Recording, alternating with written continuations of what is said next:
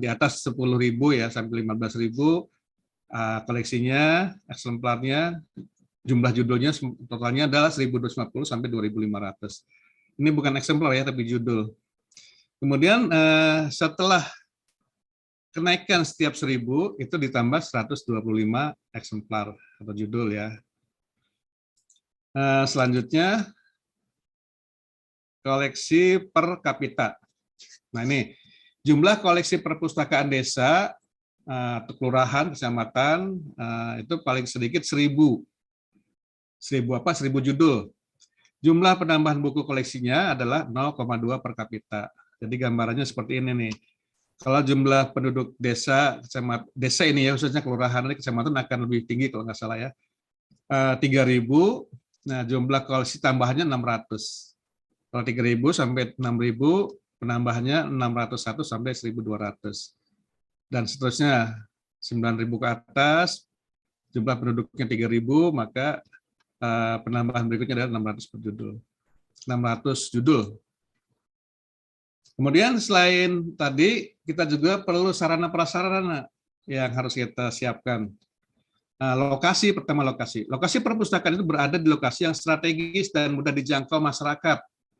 Ya kebetulan, alhamdulillah nih, keberadaan RPTRA itu strategis. Berada di lingkungan masyarakat yang mudah dijangkau. Ya, kemudian lahan perpustakaan di bawah kepemilikan dan atau milik pemerintah ya, perpustakaan umum. Gitu.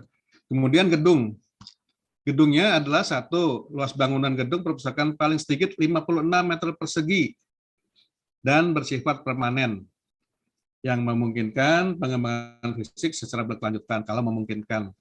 Jadi strateginya tadi walaupun kita punya luasan 56 itu berapa ya? 8 kali 7. 8 meter kali 7 meter. Jadi kalau misalnya luasannya tidak 8 kali 7 meter, karena memang yang dikasih pintu, dikasih kunci itu mungkin ada yang kurang dari 56 meter, maka ruang bacanya di luar, biasanya itu di lobi ya, tempat-tempat acara anak-anak bermain. Bacanya di luar, bahkan bisa baca di lingkungan RPTRA itu sendiri kalau di RPTRA. Kalau di kelurahan, itu sama, pernah di Jakarta Selatan waktu itu satu kelurahan itu adalah perpustakaan. Ruang simpannya, ukurannya yang itu waktu itu ada 6 kali 7. Nah, kecil kan, tetapi ruang bacanya itu ruang Pak Lurah sendiri adalah ruang baca, ruang pengunjung yang untuk mendapatkan layanan masyarakat dari kelurahan juga itu adalah ruang baca. Jadi satu ruang bacanya adalah kantor kelurahan itu sendiri.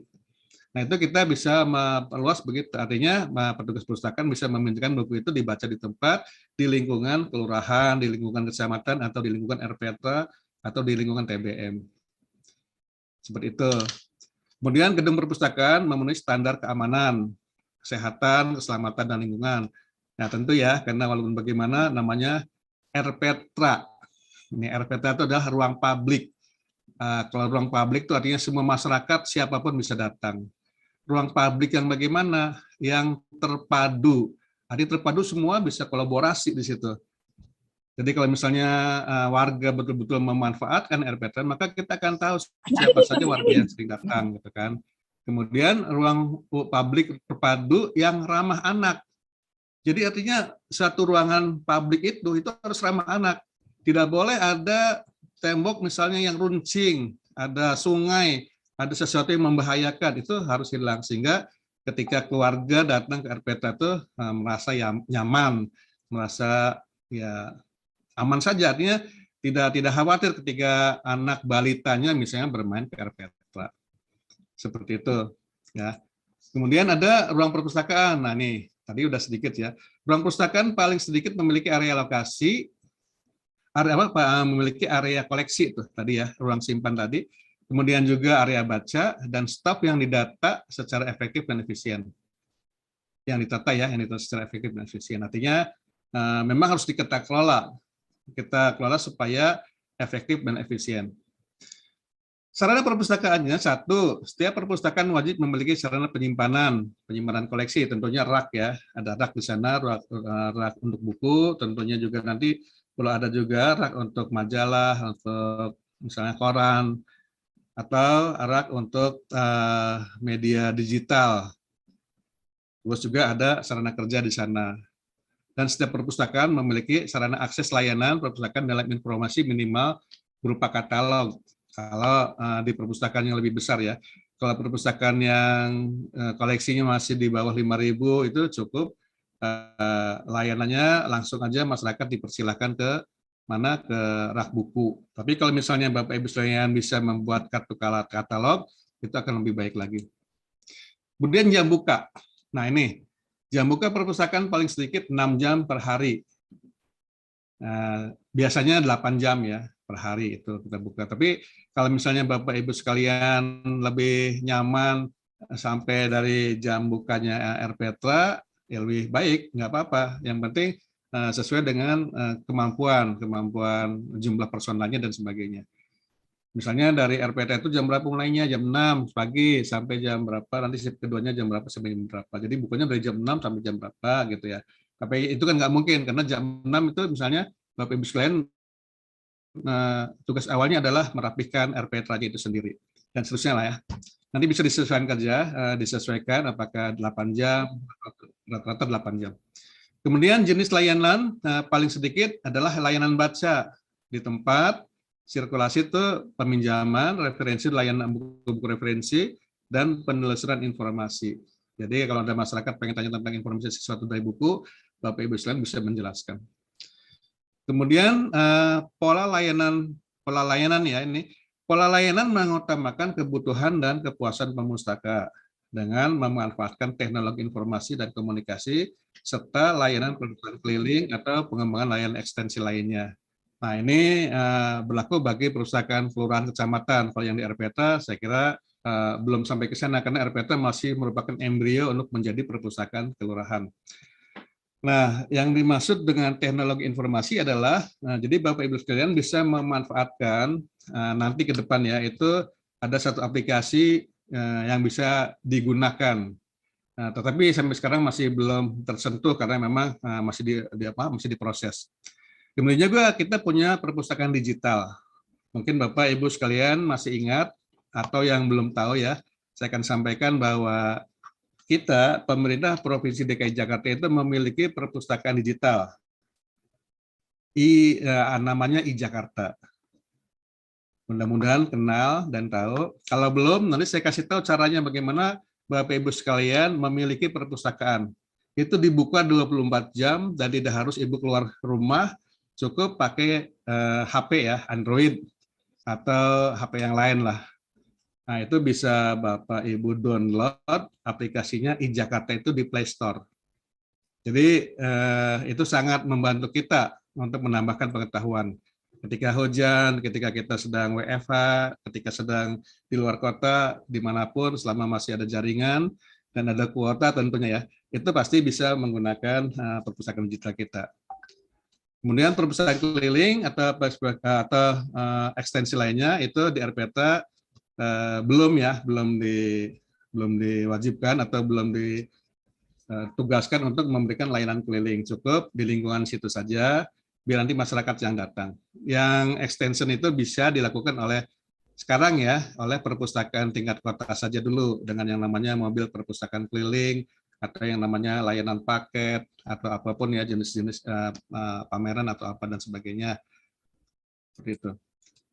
Selanjutnya SDM atau tenaga. Nah, untuk menjadi tenaga perpustakaan itu minimal dikelola oleh 2 orang. Cukup ya di RPTA, cukup di kelurahan juga ada, di kecamatan juga ada, TBM juga ada 1-2 orang ya. Di RPTA malah ada 6 orang nih. Kita bisa bikin struktur organisasi nanti di mana di RPTA ini. Di TBM juga.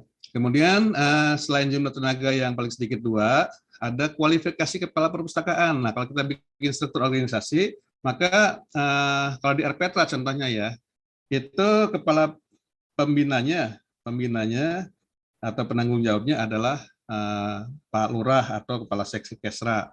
Nanti sesuai kebijakan, ini belum ditetapkan secara formal, tapi dari unsur kelurahan. Kemudian nanti ada ketua perpustakaannya. Ini dari pengelola RPTA, bisa berganti 6 bulan atau 1 tahun, itu relatif ya. Kemudian nanti ada ketua, ada seksi, misalnya seksi yang menangani pengolahan, seksi yang menangani layanan, dan satu seksi yang menangani TI kalau sudah ada TI-nya. Kalau enggak, ya cuma seksi pengolahan dan seksi layanan. Di dalam seksi pengolahan tentunya juga ada seksi perbaikan buku rusak seperti itu. Semua dilakukan secara kolaborasi. Kepala Perpustakaan paling rendah berlatar belakang pendidikan SLTA atau sederajat ditambah pendidikan atau pelatihan. Nah, ini pendidikan pelatihannya juga akan disiapkan ke depan ya oleh baik di tingkat dinas maupun di tingkat suku dinas. Bisa dilakukan per kelurahan atau per kecamatan, nanti ada petugas yang datang ke satu tempat di RPT mana, atau mungkin datang ke kecamatan, atau mungkin datang ke Sudin, itu dilakukan pelatihan bagaimana mengelola perpustakaan. Termasuk yang sekarang ini, karena memang dalam suasana yang belum memungkinkan kita dan bertatap muka secara nyata, tapi kita bisa bertatap muka secara virtual, dan mudah-mudahan juga ini tidak mengurangi manfaatnya, tidak mengurangi kualitasnya dalam rangka pendistribusian informasi. Kemudian ada kualifikasi staf perpustakaan. Nah, staf perpustakaan paling rendah berlatar belakang SMA atau sederajat juga, ya semuanya supaya bisa mengelola perpustakaan tentunya. Pembinaan tenaga pengelola perpustakaan. Pembinaan tenaga pengelola perpustakaan itu dengan cara mengikuti seminar, bimbingan teknis, workshop perpustakaan, dan lain-lain. Nah, kemudian penyelenggaraan perpustakaan. Perpustakaan dibentuk oleh pemerintah desa, kelurahan, kecamatan, kota, provinsi, nasional. Itu pembentukan perpustakaan dilakukan oleh semua level pemerintahan. Ya, jadi semua ada. Bahkan di desa juga, di luar kita, kalau kita kan kelurahan ya, di luar kita itu ada pemerintah desa. Kalau kita adalah kelurahannya merupakan struktur daripada kecamatan. Perpustakaan memiliki koleksi, tenaga, sarana prasarana, serta sumber pendanaan. Kemudian yang ketiga, organisasi. Perpustakaan umum merupakan satuan organisasi perpustakaan yang dipimpin oleh seorang kepala perpustakaan. Nah, ini ada ya. Nah, strukturnya tadi saya sampaikan, jadi ada kepala perpustakaan, ada seksi pelayanan teknis, dan ada seksi pelayanan perpustakaan. Ini kira-kira gambarnya. Kepala desa atau lurah nanti sedang digodok ya, apakah nanti kepala kelurahnya disebut sebagai pembinanya atau penanggung jawabnya atau pengarahnya. Kita akan coba buatkan regulasinya. Kemudian nanti ada kepala perpustakaan, itu yang tadi saya sampaikan, ada 3 jadi ya, kepala perpustakaan dan 2 tenaga teknis untuk layanan dan teknis pengolahan. Pengelolaan perpustakaan sekarang ya. Nah, dimulai dari perencanaan. Jadi perencanaan perpustakaan dilakukan berdasarkan karakteristik perpustakaannya, fungsinya, dan tujuan perpustakaan, serta dilakukan secara berkesinambungan. Perpustakaan menyusun rencana kerja tahunan dan program kerja bulanan. Ya, termasuk juga kita mau bikin apa kegiatan, misalnya storytelling, misalnya bikin kegiatan pos baca. Mungkin di timur belum kenal istilah pos baca ya. Jadi namanya itu pos baca itu satu semacam pembelajaran yang cukup efektif ya, bisa dilakukan. Kemudian ada pelaksanaan. Pelaksanaan perpustakaan dilakukan secara mandiri, efisien, efektif, dan akuntabel. Pelaksanaan perpustakaan memiliki prosedur yang baku. Oke, kemudian pengelolaan perpustakaan. Ada masih ya pengelolaan perpustakaan. Selanjutnya adalah pengawasan perpustakaan meliputi supervisi, evaluasi, dan pelaporan. Nanti bisa saling karena organisasi kecil, biasa internal dilakukan supervisinya oleh kepala atau ketua perpustakaan untuk bagaimana memeriksa, mensupervisi, mengevaluasi, dan penyusunan pelaporan. Supervisi dilakukan oleh pimpinan perpustakaan secara teratur dan berkesinambungan untuk menilai efisiensi, itu ya, efektif, dan akuntabilitas perpustakaan. Terakhir, di pelaporan nih. Di pelaporan juga sama, mungkin di dalamnya ada evaluasi, kemudian juga ada saran, masukan, pengembangan, dan sebagainya. Selanjutnya, penganggaran. Nah ini, penganggaran perpustakaan. Perpustakaan menyusun rencana penganggaran secara berkesinambungan. Kepala perpustakaan desa atau kelurahan, atau lurah ya, kepala desa lurah itu melakukan penyusunan rencana penganggaran secara berkesinambungan. Pemanfaatan anggaran perpustakaan diperuntukkan minimal untuk 3 komponen utama, yaitu koleksi, layanan, dan tenaga perpustakaan. Anggarannya diarahkan ke sana. Anggaran perpustakaan desa secara rutin bersumber dari anggaran desa.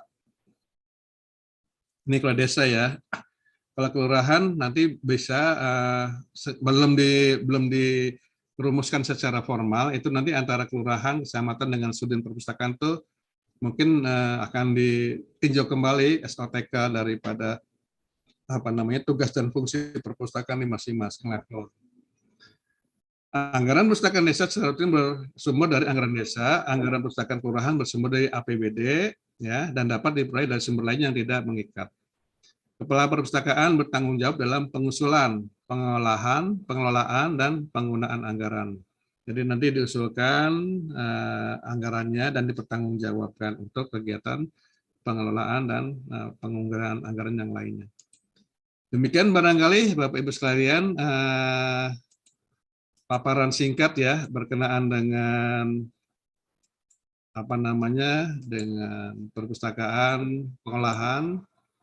Kemudian nanti Bapak Ibu sekalian bisa lihat di yang lebih teknisnya nanti untuk perpustakaan kelurahan itu bisa dalami lagi di Peraturan Kepala Perpustakaan Nasional nomor 6 tahun 2017 ya, Perpustakaan Nasional, Peraturan Kepala Perpustakaan Nasional nomor 6 tahun 2017 tentang standar nasional perpustakaan kelurahan. Kemudian yang untuk kecamatannya itu Peraturan Kepala Perpustakaan Nasional nomor 7 tahun 2017.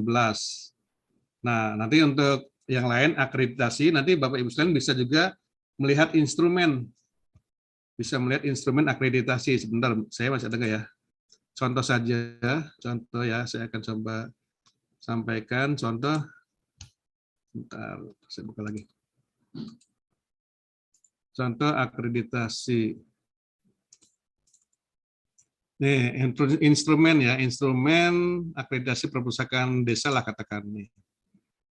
Saya akan buka dulu sebentar, 1 menit, 2 menit ya. Masih ada waktu ya, Bu? Masih ada Pak Bambang. Baik, mudah-mudahan kekejar nih. Seperti ini.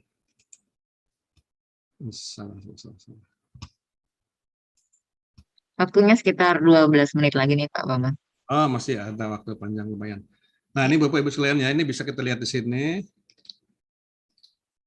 Nih, instrumen akreditasi perpustakaan desa atau kelurahan. Jadi tadi setelah ada perpustakaannya terselenggara, ada pengelolaannya, kemudian juga nanti didaftarkan, kemudian nanti dibuat nomor pokok perpustakaannya. Selanjutnya adalah kita akan menilai untuk akreditasi kita dengan sistem penilaian diri sendiri. Nah, ini ada nih komponennya. Bisa dilihat ya Bapak Ibu ya nih. Tadi saya sudah sampaikan bahwa untuk koleksi perpustakaan itu ada 18 kunci dengan bobot 20. Seperti ini. Salah satunya misalnya gini, jumlah alat seleksi bahan perpustakaan tercetak atau elektronik, masukan dari pemustaka, timbangan buku, bibliografi, daftar buku, ini semua ada. Nanti tinggal dipilih ada berapa jenis. Nanti tinggal diisi aja sama Ibu nih, Bapak ya. Diisi, saya ada 5 jenis atau lebih, ada 4 jenis, semua diisi. Sesuai dengan kondisi existing. Seperti itu. Kemudian tadi jumlah alat seleksi. Kemudian jumlah koleksi buku tercetak yang dimiliki. Ada berapa? 1.700 judul atau lebih. Atau kurang dari 400. Ini tinggal diisi aja jawabannya A, B, C, atau D. Tapi itu real. Ya. Demikian juga seterusnya jumlah koleksi buku tercetak untuk anak, ada jumlah buku elektronik, sesuai dengan ininya nanti Bapak Ibu tinggal isi saja sebelah kanannya di kolom skor. Ya, nanti kami akan melakukan penilaian. Jadi dengan adanya Bapak Ibu sekalian mengisi ini, nanti untuk tahun ini kita bisa lakukan usulan akreditasi. Ya, usulan akreditasi dengan cara yang paling gampang. Tinggal sampaikan Pak saja. Bambang, mohon maaf. Ya. Izin Pak, itu Ya. perkanya mungkin bisa diperlihatkan kepada teman-teman Pak sebagai gambaran. Yang mana Bu? Unsur-unsur SNP. Unsur-unsur SNP-nya perkanya mungkin bisa diperlihatkan kepada teman-teman. Ini udah tadi di atas ya. Sebagai contoh. Nih, ada. Jadi Peraturan Perpustakaan Nasional Nomor 6 Tahun 2018 tentang instrumen akreditasi perpustakaan desa atau kelurahan. Ini Bu nih ya. Nah ini kelihatan nggak? Bisa diklik, Pak. Bisa diklik nggak, Pak? Nggak Diklik, Iya. kelihatan. Kelihatan. kelihatan Belum nggak nih? kebuka, Nggak Bapak. kebuka. Belum kebuka. Nggak kebuka, belum buka. Belum Oh dibuka, belum Pak. dibuka. Waduh, Iya. bentar. Salah dong saya selama ini ngomong. Oke, ini gimana? Udah kelihatan belum? Udah, sudah. Ya udah, Pak. Nah, tadi saya ngomong apa yang dibaca ya, nggak ada yang tahu ya. Iya, kita bengong aja, Pak. Oke, baik. Jadi ini ya Bapak Ibu sekalian, termasuk RPTRA nih. RPTRA mengacu ke perka ini, apa namanya peraturan kepala perka itu ya, peraturan kepala perpustakaan nasional. Nanti Bapak Ibu bisa search di Google, cari peraturan kepala tentang instrumen akreditasi perpustakaan desa kelurahan. Ini tantangan bagi teman-teman di RPTRA nih sebetulnya, supaya bisa lebih meningkat kualitasnya, sehingga mudah-mudahan nanti di kelurahan tertentu LPT terbaiknya akan ditingkatkan mungkin menjadi namanya perpustakaan kelurahan. Nah ini ya, kemudian dari ini tadi ini perkanya, nomornya, kemudian saya akan tunjukkan, saya nggak akan semuanya, tapi yang penting aja dulu nih, kolom-kolomnya. Akreditasi perpustakaan desa atau kelurahan. Tadi sudah saya sampaikan ya, koleksi perpustakaan itu ada 18 kuncinya, ya, kemudian bobotnya 20. Nilainya di sini ada ya, tinggal baca saja nih. Jadi komponen koleksi perpustakaannya satu, pengembangan koleksi. Ini ada satu kecilnya, jumlah alat seleksi bahan perpustakaan yang tercetak atau elektronik. Apa misalnya ya, daftar buku beranotasi, katalog penerbit, abstrak atau website, apapun ya alat-alatnya. Nanti Ibu tinggal tuangkan saja di sini nih. Pilih yang A, berarti ada 5 jenis atau lebih, yang B ada 4 jenis, yang C ada 3 jenis, yang D ada 2 jenis. Tinggal ditulis di sini A, B, C atau D dan seterusnya. Kemudian jumlah koleksi buku yang tercetak. Ini udah gede ini. Nah, ini.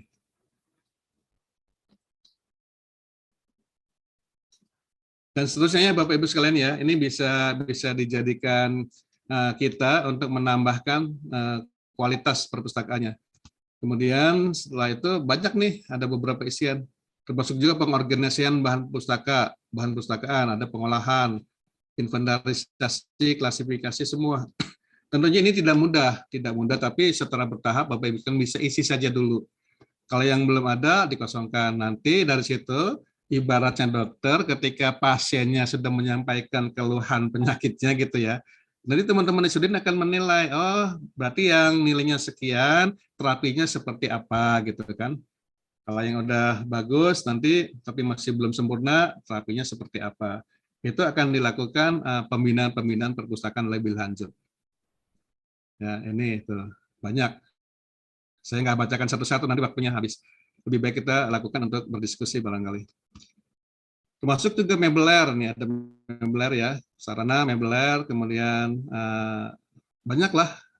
Ini memang ideal tapi masih standar nih, artinya standar itu kebutuhan minimal sebetulnya. Makanya perpustakaan di RPTA masih dianggapnya sebagai embrio perpustakaan, belum menjadi perpustakaan yang sesuai dengan standar perpustakaan nasional karena banyak unsur yang dipenuhi. Ini perlu kolaborasi lebih lanjut sesama OPD nanti ke depannya. Ya, itu banyak.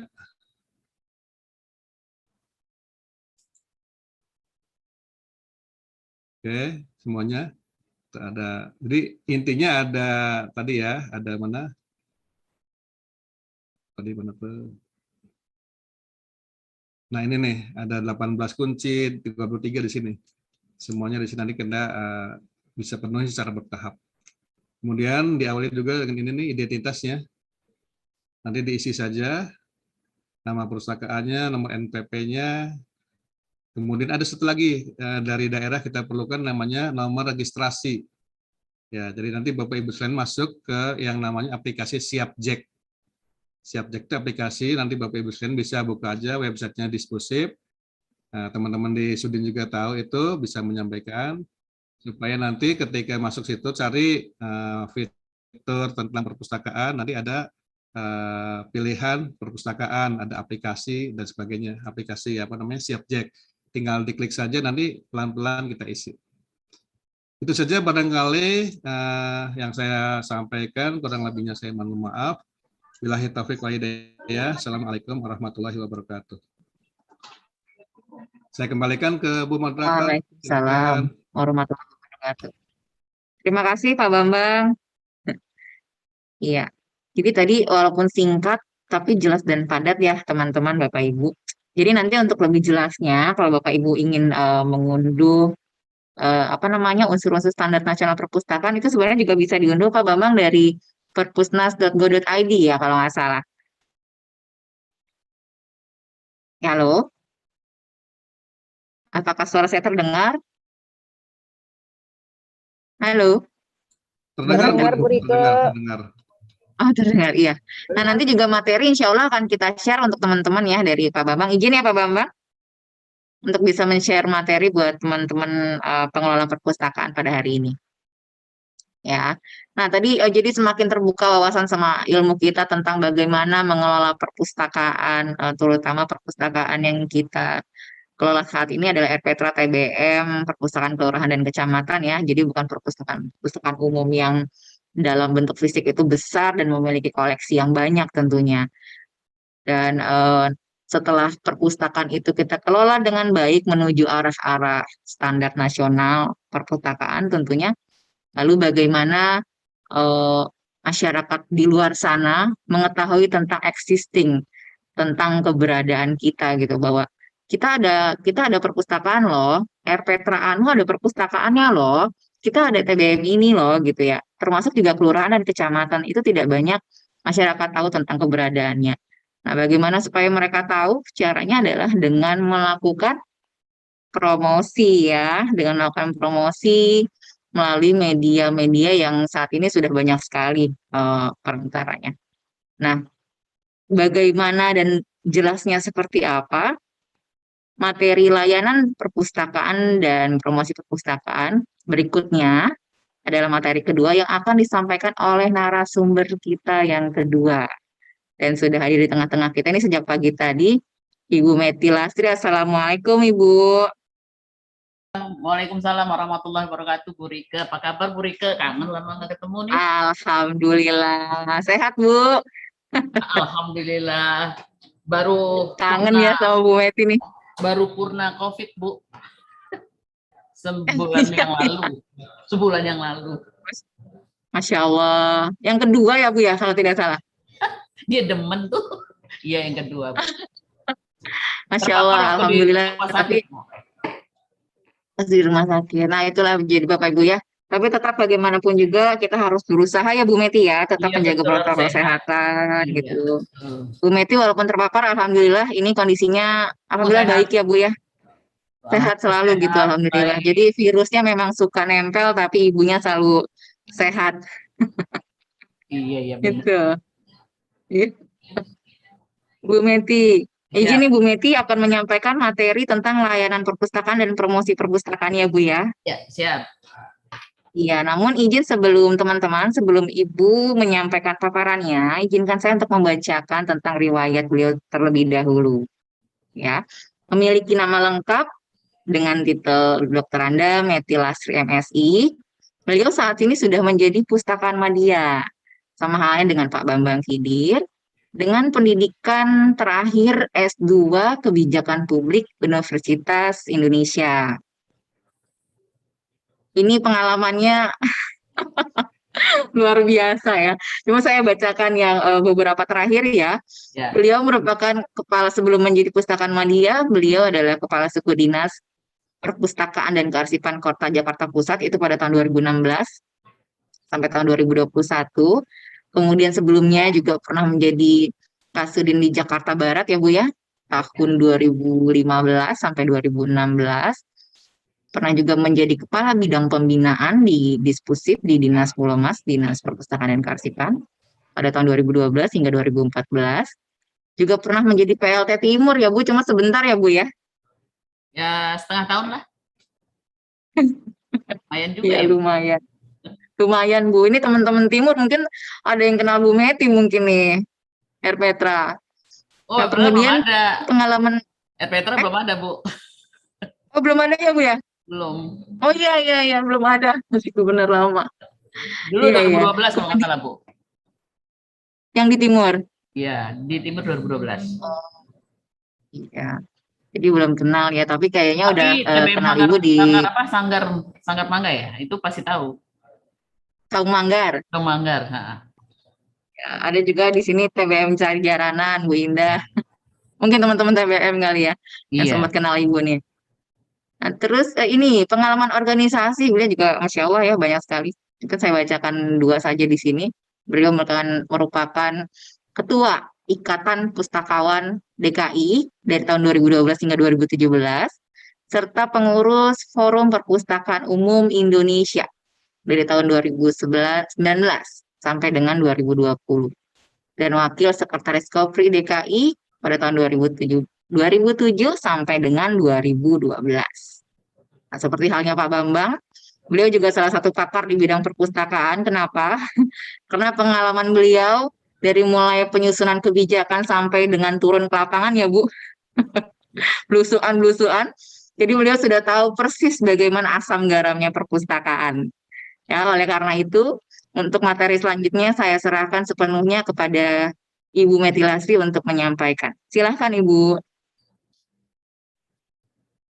Baik, Bismillahirrahmanirrahim. Assalamualaikum warahmatullahi wabarakatuh. Pak Bambang masih ada? Waalaikumsalam. Pak Bambang dan Bu Rike dan Bu Dini, mungkin di sini monitor Pak Zairin, dan mungkin saya ucapkan selamat dulu kepada Kasudin Pusip Jakarta Timur, Ibu Pemiasi ya, yang tadi Betul Bu. ada acara tidak dapat hadir berkumpul bersama-sama kita.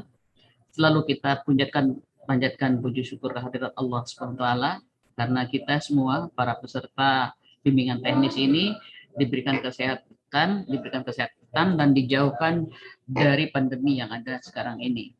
Kalau saya sampai kena 2 kali itu memang takdir mungkin ya, karena berhadapan dengan orang banyak, sering melakukan pertemuan, protokol kesehatan harus dijaga. Walaupun demikian mungkin ada kelengahan, sehingga mungkin dia mampir sebentar, Bu Rika dan teman-teman.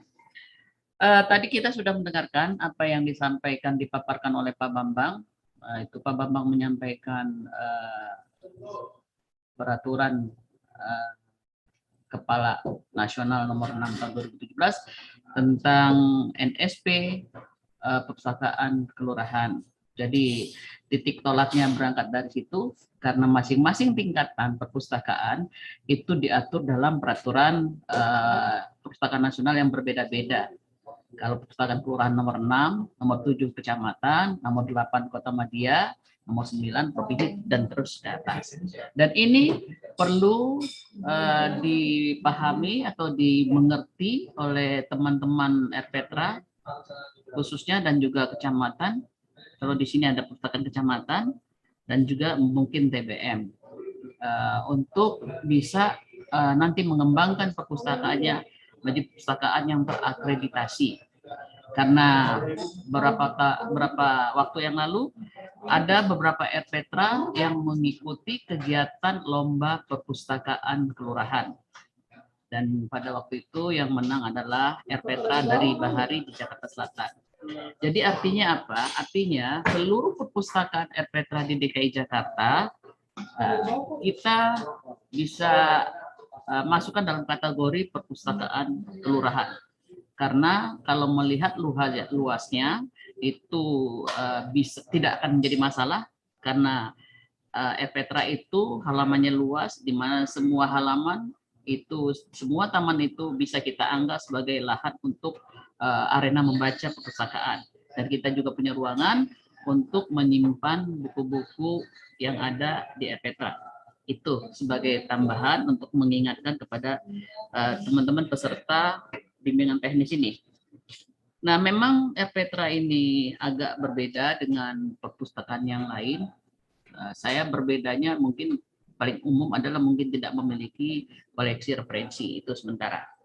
Baik, bisa di share screen materinya, co-host, tolong dibantu. Ya, paparan layanan promosi perpustakaan dari Jakarta Timur. Lanjut aja. Lanjut. Nah, ke awal dulu.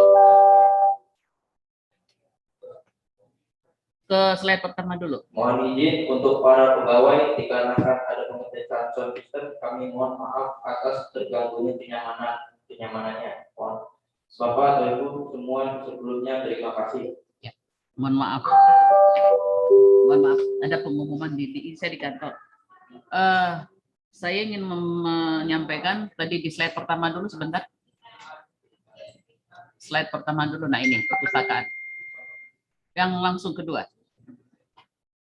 Lanjut. Nah, ini.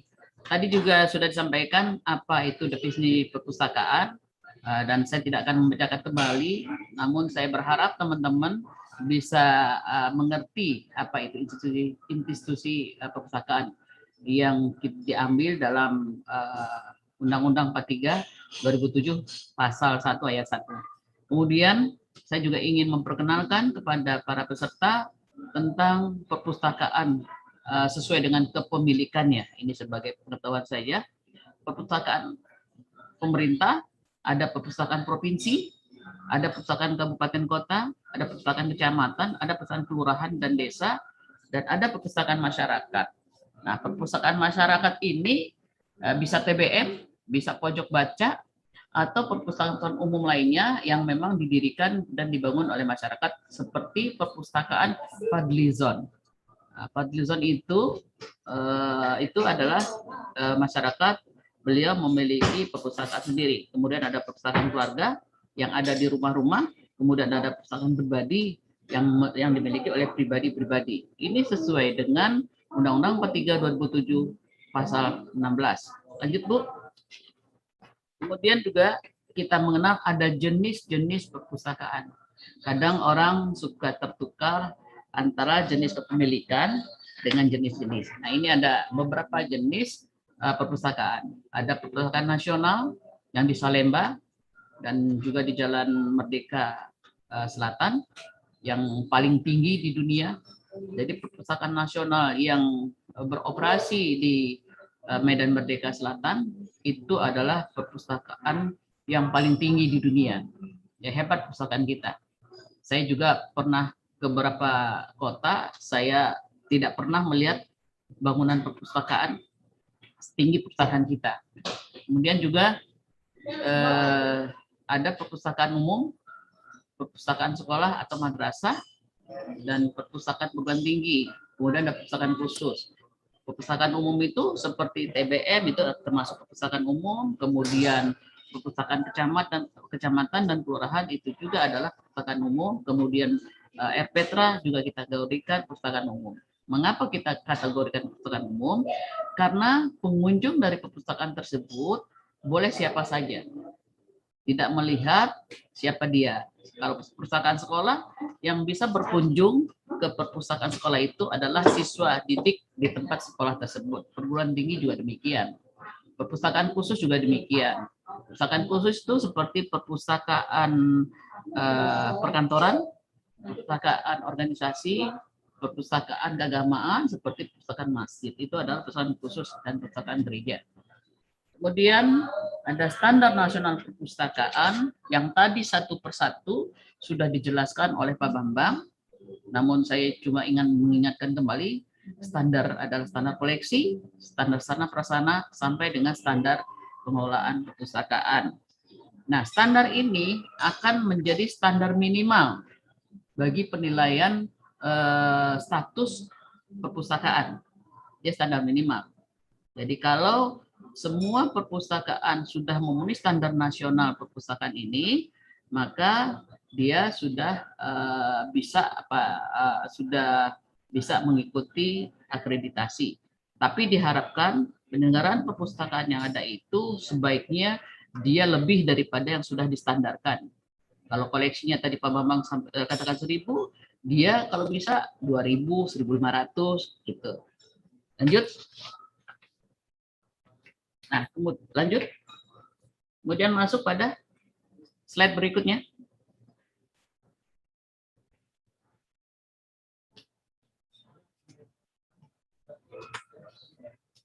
Nah, ini dasar adanya perpustakaan umum dan dasar adanya perpustakaan sekolah.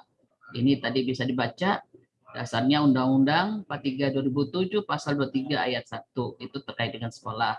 Kemudian Undang-Undang 43 2017 terkait dengan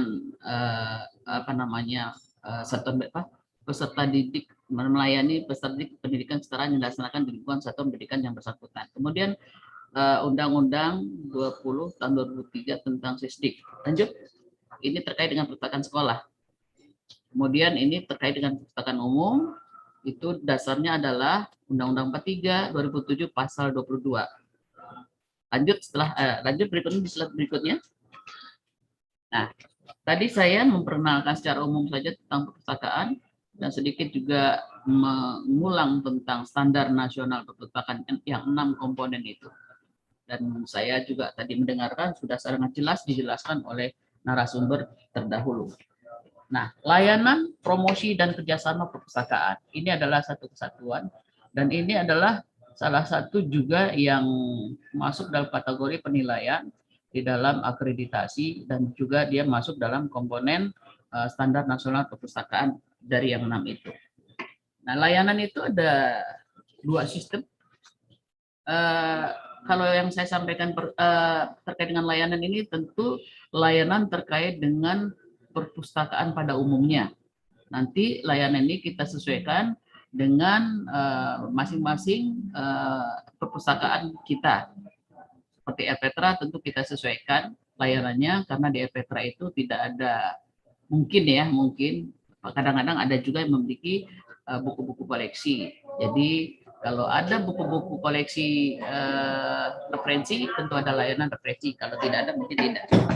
Nah, ada 2 sistem layanan. Yang pertama adalah layanan terbuka.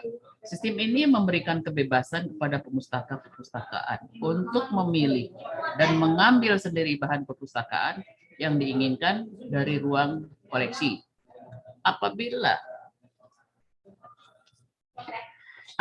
pengunjung mendapatkan kesulitan dalam memenuhi kebutuhan bahan perpustakaan yang dicari, maka mereka dapat meminta bantuan dari tenaga perpustakaan. Pada sistem terbuka ini, antara ruang baca dan ruang koleksi umumnya tidak ada pemisahan, sehingga pengunjung leluasa mengambil koleksi atau buku yang diperlukan dan membaca di ruang itu. Ruang baca dan tempat koleksi berada dalam ruangan yang sama. Dan ini kalau di Erpetra ataupun di TBM atau mungkin perpustakaan kecamatan, saya pikir tidak ada sekat antara ruang koleksi dengan ruang baca.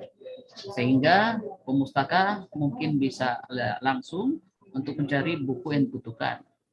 Kemudian ada layanan tertutup. Nah, kalau di Erpetra, di TBM atau di perpustakaan kecamatan kelurahan, ini mungkin tidak ada layanan tertutup seperti ini. Tapi di perguruan tinggi atau di beberapa perpustakaan khusus, bahkan di perpustakaan umum yang besar, ada juga layanan tertutup. Dalam layanan tertutup ini, pemustaka tidak diperbolehkan masuk ke ruang koleksi, sehingga pengambilan bahan perpustakaan dilakukan oleh pustakawan.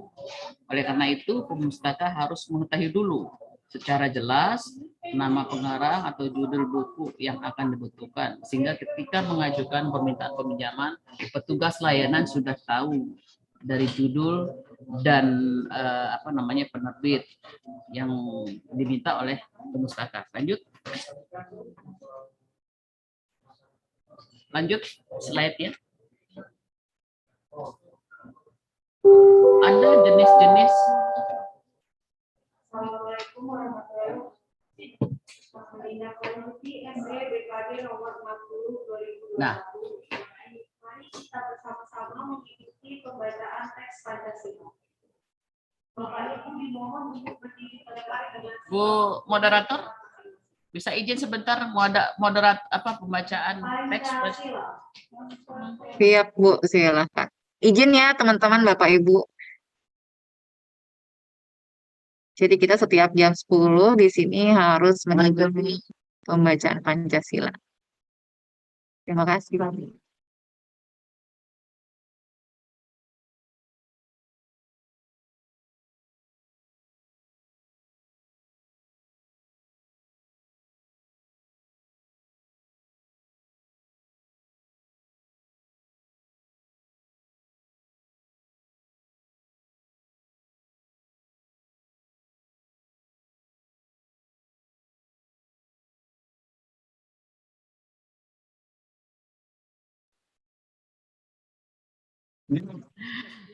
Mohon maaf, Bu.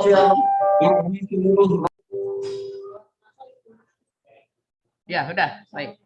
Mohon maaf para peserta, saya harus laksanakan satu edaran untuk setiap jam 10 hari Jumat membacakan teks Pancasila. Bu Rika sudah baca tadi, Bu Rika. Nah, jenis pelayanan perpustakaan. Ada layanan sirkulasi atau peminjaman, di mana pustaka dapat melakukan penelusuran koleksi bahan perpustakaan yang akan dipinjam melalui katalog online atau offline, atau langsung menuju rak penyimpanan koleksi perpustakaan dengan menyerahkan kartu anggota perpustakaan. Ini yang biasa dilakukan pada perpustakaan umum. Tapi kalau di Erpetra, mungkin saya selama ini belum tahu kalau di perpustakaan di Erpetra itu sudah ada kartu anggota. Jadi semua masyarakat yang ingin baca silakan datang, silakan baca di tempat. Setelah itu dikembalikan pada tempatnya. Mungkin masih seperti itu. Tapi ke depan kita pikirkan setiap Erpetra itu punya kartu anggota, dan buku-buku yang ada di Erpetra kita harapkan bisa dipinjamkan. Tapi nampaknya sementara ini di Erpetra itu layanan baca hanya layanan baca di tempat. Layanan sirkulasi mungkin terbatas karena ada Erpetra yang mempunyai kebijakan kalau memang rumah dari pemustaka diketahui dan memang pemustaka itu sangat ingin membaca buku yang ada di Erpetra tersebut, itu diperkenankan oleh pengelola untuk dipinjamkan. Saya pun ketika masih duduk di struktural, ada hal-hal seperti ini saya izinkan di Erpetra di wilayah Jakarta Pusat. Ini perlu untuk selalu membuat anak-anak itu semangat dalam membaca. Jangan karena tidak bisa dipinjam, kita tidak memberikan buku terhadap anak tersebut. Yang kedua, pemustaka dapat melakukan peminjaman dan pengembalian bahan perpustakaan melalui kunjungan langsung dan tidak langsung, baik secara mandiri maupun dengan bantuan pustakawan atau tenaga pengelola perpustakaan sesuai dengan sistem pelayanan yang berlaku di perpustakaan tersebut. Lanjut. Lanjut. Slide-nya lanjut. Pemustaka yang mengalami keterlambatan dalam pengembalian koleksi bahan perpustakaan yang dipinjam dapat dikenakan sanksi sesuai dengan ketentuan yang berlaku di perpustakaan. Nah, kalau ini di perpustakaan umum yang ada di Provinsi DKI Jakarta, ketentuan seperti ini dulu pernah berlaku, tetapi sejak hampir 10 tahun terakhir kepada peminjam yang terlambat mengembalikan buku dulu, kalau dulu ada sanksi dengan rupiah, tapi sekarang itu sudah tidak ada lagi.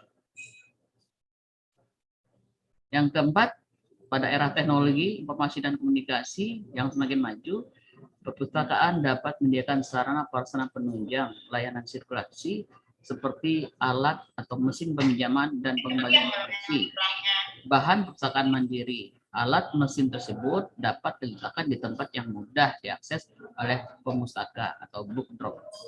Kita dulu pernah memiliki book drop di beberapa wilayah kota. Jadi pemustaka yang minjam buku ke perpustakaan wilayah kota itu pengembaliannya kapan saja dan waktunya jam berapa saja bisa mengembalikan buku tersebut melalui book drop. Nanti buku dimasukkan dalam book drop tersebut, nanti ada tanda terima pengembalian yang sudah yang sudah didesain sedemikian rupa. Namun sekarang book drop ini barangkali sudah tidak terlalu dimanfaatkan. karena kondisi pandemi saat ini. Lanjut. Kemudian ada layanan rujukan atau referensi. Layanan referensi adalah layanan yang diberikan kepada pengguna perpustakaan yang bertujuan untuk membantu mereka dalam penelusuran informasi rujukan. Melalui layanan ini, pemustaka dibantu untuk menemukan dan menelusuri informasi secara lebih spesifik dengan pilihan subjek yang lebih luas dengan memanfaatkan sarana penelusuran yang tersedia secara lebih optimal. Nah, tadi saya sampaikan mungkin di perpustakaan kecamatan, apalagi di TBM dan di Petra, sepertinya buku-buku referensi ini belum.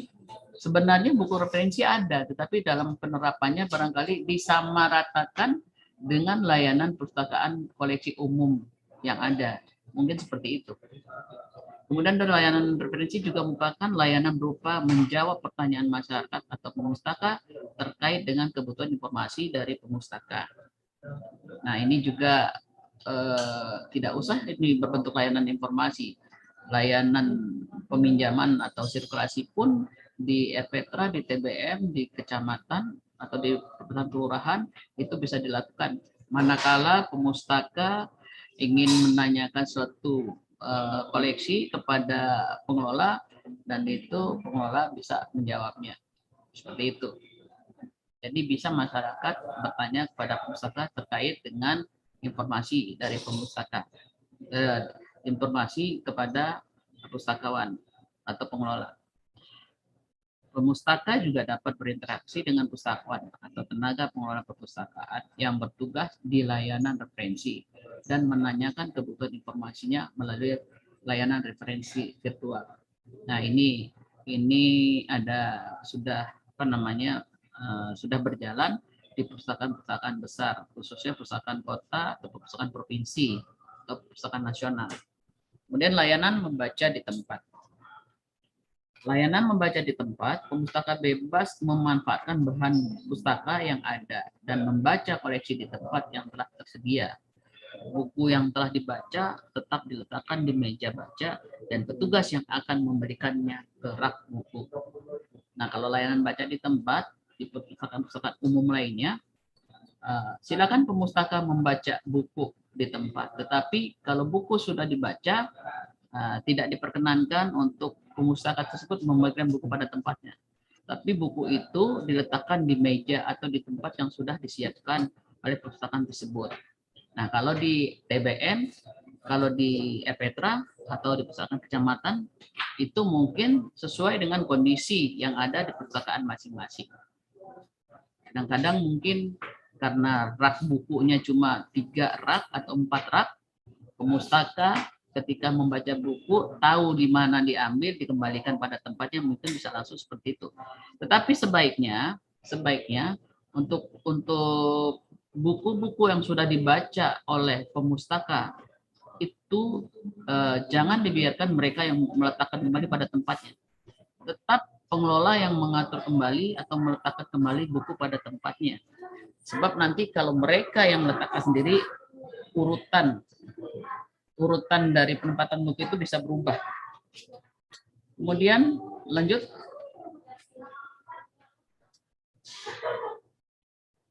Nah, ada layanan literasi informasi. Layanan literasi informasi adalah kegiatan untuk meningkatkan kemampuan pemustaka untuk mengenalkan kapan informasi diperlukan dan juga meningkatkan kemampuan untuk menemukan, mengevaluasi, menggunakan informasi yang diperlukan dengan efektif, efisien, dan tepat waktu. Contoh program layanan literasi informasi seperti bimbingan pemustaka, memperkenalkan kegiatan yang ada di perpustakaan, memperkenalkan koleksi yang bermanfaat untuk perpustakaan.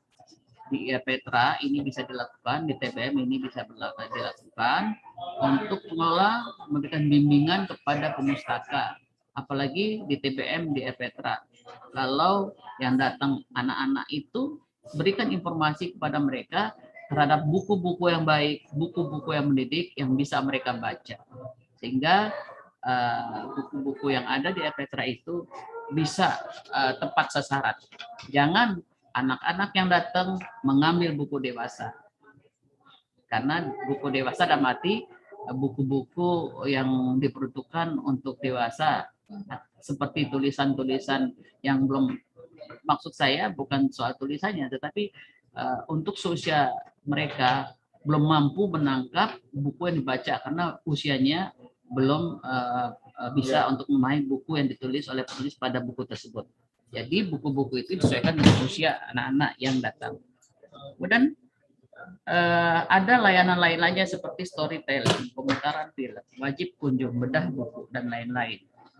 Nah, untuk layanan lain-lain ini diberikan satu kesempatan kepada RPTRA ataupun TBM ataupun perpustakaan kecamatan untuk mengeksplor, berinovasi untuk menciptakan satu layanan-layanan yang menarik. Kalau layanan storytelling itu pasti, karena RPTRA banyak dikunjungi oleh anak-anak, tentu pengelolanya harus bisa selain menjadi seorang pengelola perpustakaan, juga harus mampu menjadi seorang pendongeng. Dia harus memahami psikologis anak. Jadi kalau ada layanan storytelling, pengelola perpustakaan juga harus mampu melakukan menjadi pendongeng. Tentu ini memerlukan satu sedikit kemampuan lebih. Pengelola harus mampu banyak tahu cerita-cerita, kemudian juga bisa memahami psikologis anak, kemudian juga mampu menyiapkan cerita yang sesuai dengan usia anak, kemudian juga mampu menggunakan alat peraga yang bisa membantu pengusaha tersebut, pengelola tersebut dalam memberikan layanan storytelling. Dan untuk itu mungkin Sudin Pusip Jakarta Timur juga sebaiknya melakukan pelatihan tentang bagaimana menjadi pendongeng yang baik, storytelling yang baik. Karena untuk itu olah vokal juga mempengaruhi, kemampuan membaca kita juga mempengaruhi, kemampuan berbahasa kita juga mempengaruhi untuk kita menjadi seorang pendongeng. Jadi semua pun pengelola perpustakaan sebaiknya mampu melakukan kegiatan storytelling ini. Kemudian juga ada kegiatan-kegiatan inovasi. Tadi sudah disampaikan ada 6 komponen standar nasional perpustakaan. Nah, 6 komponen standar perpustakaan itu akan ada ditambah satu komponen lagi, yaitu kalau kita lagi melakukan penilaian ataupun lomba, maka satu komponen ini adalah komponen penguatan namanya. Komponen penguatan ini adalah kegiatan-kegiatan inovasi yang dilakukan oleh perpustakaan tersebut. Kemudian juga keunikan dari perpustakaan tersebut. Kemudian juga kepedulian atau komitmen penting, komitmen yang tinggi dari pimpinan. Karena kalau bicara RPTRA, maka pimpinan tertinggi dari RPTRA itu adalah kepala kelurahan. Jadi kalau kepala kelurahan peduli dengan penyelenggaraan perpustakaan di RPTRA, maka beliau akan mendukung kegiatan-kegiatan yang mendorong tumbuhnya minat baca di kalangan anak-anak. Jadi kegiatan-kegiatan yang inovasi, yang mampu disukai oleh anak-anak, pasti akan didukung oleh pimpinan. Jadi itu juga akan menjadi penilaian dalam penilaian akreditasi, dalam penilaian perpustakaan, lomba perpustakaan kelurahan. Kemudian tadi juga ada keunikan. Keunikan apa yang dimiliki oleh perpustakaan tersebut? Mungkin keunikan dalam layanan. Apa itu? Salah satunya mungkin pengelola perpustakaan punya ide bagaimana supaya warga masyarakat di lingkungan perpustakaan tersebut membaca buku yang ada di RPTRA. Mereka jemput bola. Artinya jemput bola, mereka mendatangi lingkungan setempat untuk mengajak anak-anak membaca buku. Bisa seperti itu, dan juga bisa membawa buku untuk diberikan kepada keluarga atau anak-anak yang ada di rumah tersebut. 1 minggu kemudian pengelola perpustakaan itu datang kembali untuk mengganti buku dengan yang baru. Jadi memang harus di Erpetra atau di perpustakaan itu memiliki satu ide kreativitas untuk bagaimana perpustakaan itu dikunjungi, bagaimana perpustakaan itu menarik, bagaimana perpustakaan itu menjadi tempat berkumpulnya anak-anak ataupun orang tua di waktu senggang. Jadi itu sangat diharapkan di perpustakaan ini. Kemudian lanjut.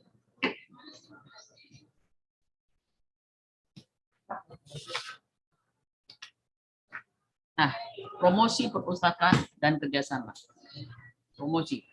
Promosi perpustakaan adalah upaya memperkenalkan perpustakaan kepada pemustaka atau masyarakat dengan berbagai macam cara, agar semua koleksi perpustakaan dimanfaatkan secara maksimal oleh pemustaka. Bentuk promosi perpustakaan yang ada dapat dilakukan: 1.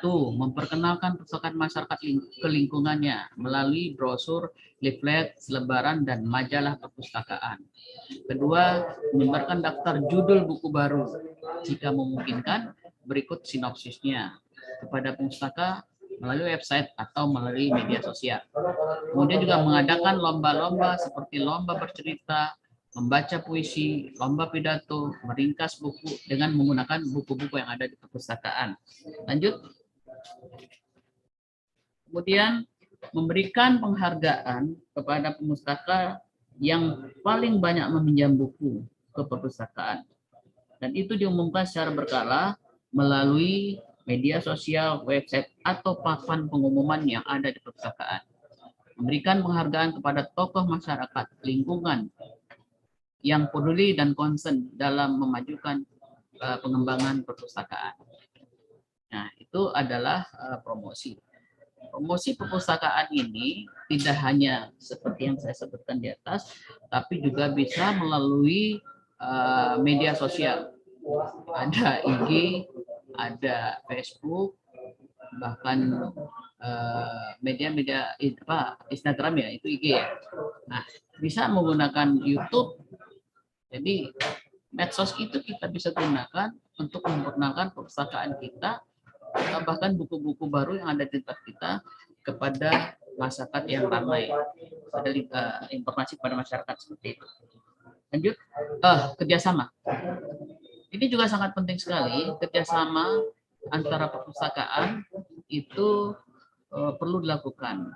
Dan kerjasama ini dibangun dalam saling menguntungkan kedua belah pihak atau simbiosis mutualisme. Syarat kerjasama adalah saling menguntungkan, adanya kesamaan dalam mencapai tujuan dengan mengoptimalkan sumber daya yang ada. Lanjut. Aspek yang dikerjasamakan itu bisa bidang pengadaan bahan pustaka, bidang pengolahan bahan pustaka, dan bidang layanan perpustakaan. Kemudian instansi yang bisa diajak kerjasama adalah perpustakaan sejenis, seperti Erpetra 1 dengan Erpetra yang lain. Kemudian perpustakaan sekolah, organisasi masyarakat, dunia usaha yang peduli dengan perkembangan perpustakaan. Contoh perpustakaan sejenis itu antara Erpetra 1 dengan Erpetra yang lain bisa saling tukar menukar koleksi yang ada. Bagaimana caranya? Mungkin ada judul-judul di perpustakaan yang satu kelebihan eksemplar, nah yang lain tidak punya, perpustakaan yang tidak punya koleksi dengan judul tersebut, maka bisa saling tukar menukar. Juga bisa saling silang layanan, itu bisa dilakukan. Dengan perpustakaan sekolah juga demikian, tekniknya sama dengan yang pertama. Kemudian dengan organisasi kemasyarakatan, bisa bersama-sama dengan PKK atau Karang Taruna bekerja sama untuk bisa mendistribusikan buku-buku yang di Erpetra untuk dibaca oleh masyarakat lingkungan setempat. Kalau buku-buku mereka tersebar di masyarakat dan dibaca, kemudian 1-2 jarang kembali, apa boleh buat. Yang penting koleksi yang ada di kita itu bisa tersebar di masyarakat dan dibaca. Kemudian dunia usaha yang peduli dengan perkembangan perpustakaan. Bisa dengan perusahaan-perusahaan besar, bisa bekerja sama, tujuan mereka tercapai, tujuan kita juga tercapai. Mereka menyiapkan dananya, kita menyiapkan informasi terhadap perusahaan dia. Jadi banyak cara yang dilakukan untuk bisa bekerjasama terkait dengan perpustakaan. Jadi lanjut. Sampai jam berapa Ibu ya? Oh, masih ada. Nah, kerjasama antar perpustakaan dapat dilakukan. 2 menit lagi Bu Betty.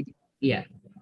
Kerjasama antar perpustakaan dapat dilakukan untuk mencapai berbagai tujuan, antara lain interoperabilitas atau pengukuran koleksi, pertukaran koleksi perpustakaan, saling meminjam atau berbagi pakai koleksi perpustakaan, silang layan, kemudian penelusuran, kemudian pengadaan buku bersama, program mendongeng, dan lain-lain sebagainya.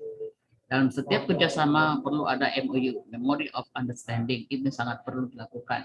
Setiap kerjasama harus ada hitam di atas putih, agar kerjasama itu jelas. Apabila di kemudian hari ada sesuatu, kita ada MOU-nya.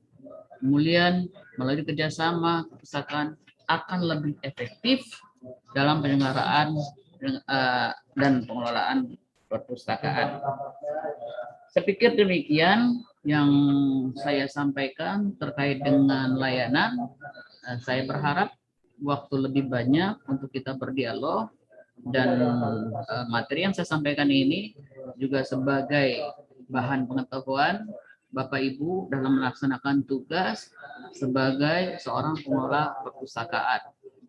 Bila dalam paparan yang saya sampaikan masih kurang jelas atau kurang dipahami, itu bisa ditanyakan dalam tanya jawab nanti. Dan yang utama lagi saya mengingatkan, sama juga dengan narasumber terdahulu, tolong dibaca dan dipahami peraturan Kepala Perpustakaan Nasional nomor 6 tahun 2017 terkait dengan standar nasional perpustakaan. Mengapa demikian? Ya, NSP itu menjadi acuan kita dalam penyelenggaraan perpustakaan. Dan kalau kita punya perpustakaan, tentu kita ingin perpustakaan kita itu maju. Kita ingin perpustakaan kita itu sudah memenuhi standar yang ditetapkan. Apabila suatu saat ada lomba ataupun ada permintaan akreditasi terhadap perpustakaan kita sudah menyiapkan. Terkait dengan koleksi, kita sudah sesuai. Terkait dengan layanan, kita sudah sesuai. Terkait dengan koleksi, jangan ngepas maksud saya. Sesuai dalam arti sudah di atas 1000. Terkait dengan layanan, kita juga sudah bisa memberikan layanan yang lebih daripada yang ditetapkan. Kemudian tenaga perpustakaan, kita juga punya tenaga perpustakaan yang sudah lebih dari yang ditetapkan. Penyelenggaraan kegiatan kita juga sudah lebih, karena kita mempunyai layanan-layanan yang inovatif, yang bisa mendukung peningkatan minat baca di lingkungan setempat. Dan pengelolaan kita juga, walaupun perpustakaan kita kecil, tapi kita sudah menggunakan standar pengelolaan sesuai dengan NSP yang ada. Sementara itu yang saya bisa sampaikan, Bu Rike. Mudah-mudahan dipahami dan dimengerti. Dan apabila masih kurang paham, bisa kita masuk pada tanya. Demikian, billahi taufiq wal hidayah. Wassalamualaikum warahmatullahi wabarakatuh. Waalaikumsalam warahmatullahi wabarakatuh. Terima kasih Bu Meti untuk paparannya. Sama-sama. Sangat jelas sekali ya, dengan bahasa-bahasa yang simpel yang mudah dipahami menurut saya. Nah, ini ada beberapa pertanyaan, jadi sekarang saya akan buka sesi tanya jawab. Jadi Bapak Ibu masih jika masih ada yang ingin bertanya, kita masih ada waktu ya. Jadi silahkan langsung mengaktifkan fitur raise hand atau juga boleh mengetik di kolom chat. Nah, ini sebelumnya ada beberapa pertanyaan yang sudah saya himpun. Di sini ada Ibu Isromlah dari Rpetra Griatipa. Bu Is masih ada, Bu Is? Bu Isromlah? Hadir Bu, ada Bu. Musir Bu kucing. Is. Ya, Bu ini Is lagi pertanyaannya baru buat selesai Pak. dari dapur, Bu. ada kucing. baru dari dapur masak, Bu. Enggak, tadi ada kucing masuk Bu, saya usir. Oh iya, lanjut, maaf, Bu. Maaf. Iya Bu, gimana? Bu Is, Kalau begitu silahkan bertanya langsung kepada narasumber kita pada hari ini. Pak Bambang ya, Bu Is. Boleh juga Ya, buat Bu ya, Meti ya, Bu Is. ya, Yuk, mangga. ya. Terima kasih Bu Rike. Assalamualaikum Sama-sama. warahmatullahi wabarakatuh.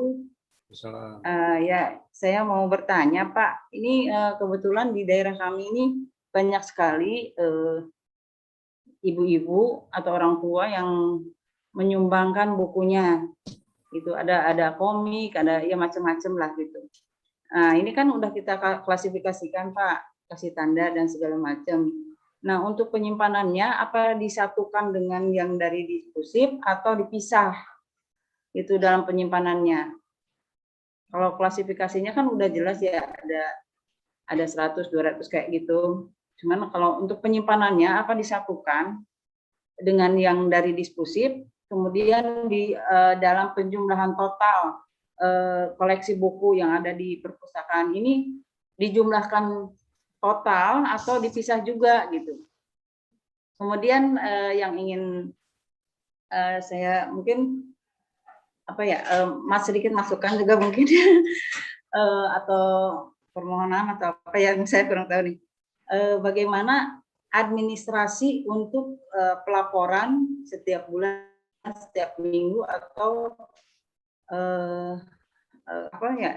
formatnya gitulah seperti apa. Terima kasih. Assalamualaikum warahmatullahi wabarakatuh. Jelas nggak? Waalaikumsalam warahmatullahi wabarakatuh. Silakan Pak Bambang langsung saja dijawab. Baik, terima kasih Bu Isromlah. Sama-sama. Tapi saya baca juga di forum chat ini selain Bu Isromlah ada Bu Lisdian Heria. Ya, hampir sama pertanyaannya. Jadi saya akan jawab dua-duanya saja sekaligus ya. Ibu, sebelum kita melakukan klasifikasi, tentunya kita ada istilah pengkatalogan, membuat katalog. Jadi pengkatalogan itu ada dua ya. Pertama pengkatalogan deskriptif, itu tentang identitas buku, dan pengkatalogan subjek. Jadi klasifikasi dan tajuk subjek. Itu kita olah. Kemudian setelah itu baru kita lakukan kelengkapan fisik buku. Setelah itu, setelah dikasih label segala macam, lengkap semua, baru kita lakukan penjajaran, dipasang di rak ya, dipasang di rak. Nah, tadi yang pertanyaan Bu Isromlah, apakah disatukan atau dipisah? Itu kan ya Bu ya. Iya, Nah, Pak. kalau menurut sistem penyimpanannya itu sebaiknya digabung Bu berdasarkan kelas. Jadi kalau kelas 100 ya dengan kelas 100, 200, 200, 300, 300. Kalau di kelasnya 200 misalnya itu kan kelas agama ya. Kalau agama itu 200, kemudian ada 200 X dan sebagainya disusun Bu alfabetis. Katakanlah yang kelas 300 ada 300.1 misalnya, ada 301, 302. Setelah Ibu lakukan klasifikasi begitu, maka itu disusun rapi, abjadnya susun numerik apa alfabetis gitu lah Bu ya susunannya. Kenapa harus disusun begitu? Supaya temu kembalinya gampang. Walaupun pengadaannya atau ketersediaan buku-buku tersebut berdasarkan ada yang pembelian, ada yang hadiah, ada yang sumbangan, ada yang macam-macam lah. Itu nggak apa-apa, itu dasar tersedianya buku. Tapi ketika kita sudah pasang di rak, itu kita klasifikasikan, Bu. Kita klasifikasikan seperti Ibu tadi sampaikan, tinggal disusun di filingnya, ya, disimpan di raknya itu rapi. Dari mulai kelas 100 dulu nih, habiskan. Kelas 100 ada mungkin 101, ada 102, atau 111, dan seterusnya dirapikan secara alfabetis atau numerik. Kemudian sampai terakhir, sampai kelas 900. Begitu Bu. Ibu jangan terpengaruh sama apakah itu buku sumbangan, atau buku hadiah, atau buku dari diskursif, semua disusun rapi. Nah, kalau misalnya Ibu bisa menyusun rapi seperti itu akan membuat pengunjung merasa terkesan, wah susunan bukunya rapi ya. Apalagi kalau sampai ukuran nomornya disamakan, jarak dari bawahnya misalnya 1,5 cm, lebarnya sama, itu akan cantik sekali. Jadi daya tarik juga, bisa jadi bahan promosi, bahan publikasi, membuat orang jadi lebih senang. Di RPetra RPetra Gria Tipar, bagus loh itu penyusunan bukunya misalnya. Siapa sih pengolahnya? Itu Bu Isromlah misalnya. kan punya prestasi lah gitu. Jadi masyarakat semakin enak datang ke sana. Kemudian juga itu ya. Nah, berkait dengan tadi pertanyaan Bu Lisdian Khairia, masih ada kan Bu ya, Bu Ais? Iya. Bu Lisdian. Mudah-mudahan masih monitor. Terima kasih Pak. Baik, jadi Bu Lis ini Informasinya. menanyakan tentang, saya bacakan aja ya. Assalamualaikum, saya Lisdian, pengelola RPtra Mutiara Bawang Minong. Izin bertanya terkait pengelolaan buku yang baru kami terima dari hibah. Jika mau masuk ke rak harus diklasifikasikan. Adakah saran aplikasi untuk penomoran klasifikasi karena kami tidak mempunyai DDC? Baik Bu, jadi tadi prosesnya begitu ya, Bu, baik Bu Ais Romlah maupun Bu Lilis Dian. Ada 2 jenis pengkatalogan. Satu deskriptif tuh, ada teorinya juga Bu. Itu kalau Ibu mau mendalami itu bisa 4 tahun dan mendapatkan nanti gelarnya sarjana ilmu perpustakaan. Masuk dan banyak hal lainnya ya, tidak hanya itu sebetulnya. Tapi artinya kalau kita mau mendalami lengkap seperti itu. Tapi secara sekilas saja barangkali ada 2 pengkatalogan tadi, pengkatalogan deskriptif ya, katalogisasi, kemudian pengkatalogan subjek, klasifikasi dan tajuk subjek. Nah, kemudian ada pasca pengkatalogan tadi yang saya sampaikan, misalnya dikasih call number, dikasih setelah dikatalogisasi itu, setelah dikatalog itu lakukan kelengkapan fisik buku. Kalau misalnya Ibu tidak menggunakan sistem aplikasi ya bisa nanti ada sampul ada kantong buku, ada slip pengembalian dan sebagainya, itu ada satu mekanisme tersendiri. Tapi kembali ke pertanyaan Ibu, karena Ibu menanyakan bagaimana masalah tidak mempunyai edisinya, saya sudah sampaikan di forum chat itu ada satu aplikasi Bu ya, namanya Ikhlas 2021. Itu DDC versi yang saya dapatkan. Apakah saya kira itu yang terakhir ya. Ada juga versi yang EDDC 23. Ada juga. Nah, silakan nanti Ibu bisa menggunakan salah satunya. Itu mudah kok Bu. Tinggal ngasih, kalau Ibu sudah tahu tajuk subjeknya, udah tinggal cari di situ. Ada pedoman tajuk subjek itu ada tersendiri sebetulnya untuk mencari tajuk subjek ya, subjek dari buku itu dan sebagainya, ada pedomannya tersendiri. Tapi untuk ikhlas atau tadi Ibu menanyakan DDC, silakan nanti bisa membuka dari 2 aplikasi itu. Yang Ikhlas 2021 sudah saya kirimkan, tinggal Ibu unduh. Itu formatnya adalah offline ya, tidak harus ke website, tidak harus pakai internet, tinggal Ibu buka saja, tinggal nanti dipilih sesuai dengan kelasnya yang Ibu cari.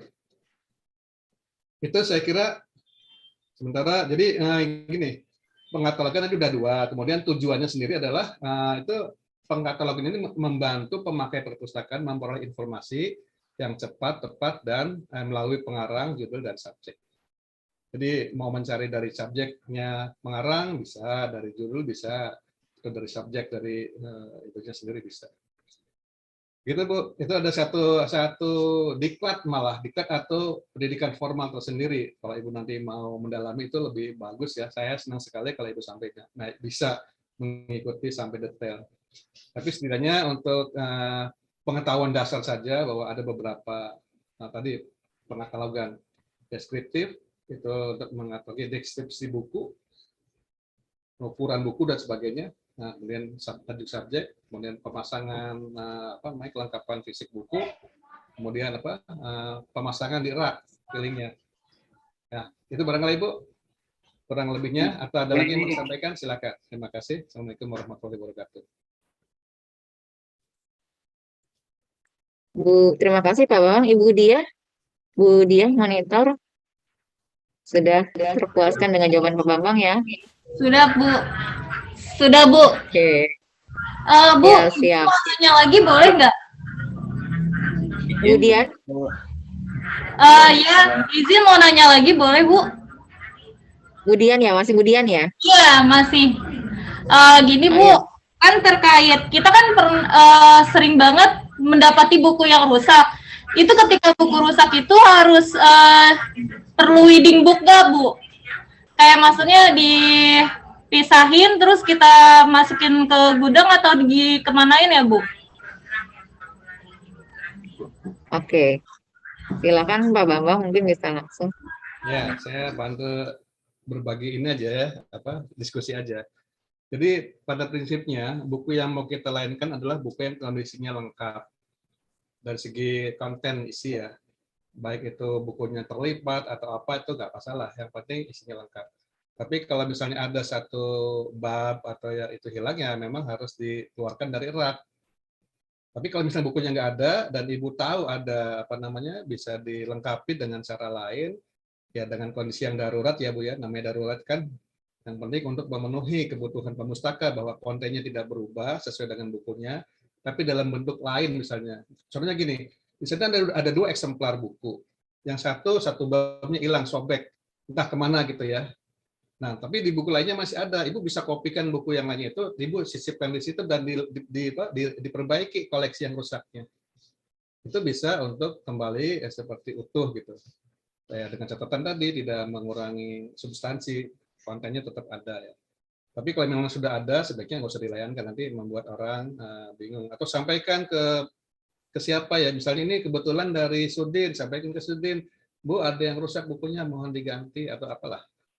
Termasuk juga nanti ada buku hilang dan sebagainya, itu Ibu bikin laporan saja, dilaporkan kepada Sudin bahwa buku yang dipinjamkan dari Sudin ke RPTA sebanyak misalnya berapa, 300 eksemplar atau 300 judul, masing-masing judulnya 2 eksemplar, ada yang rusak sekian dan sekian, nanti dilaporkan ke Sudin sebagai pertanggungjawaban dari Sudin ketika ada buku-buku yang hilang dan rusak seperti itu.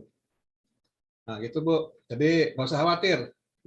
Selama informasi masih lengkap bisa dilayankan. Tapi kalau udah ada substansi yang kurang atau konten yang tidak ada ya ditarik saja. Kalau masih bisa diperbaiki.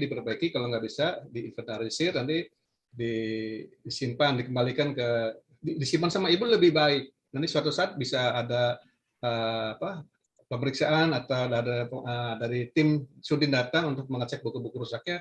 Pada saat itulah nanti dikomunikasikan. Sebaiknya diapakan. Itu Bu. Baik Pak, terima kasih ya Pak. Ya Bu Dian. Benar sekali Pak Bambang.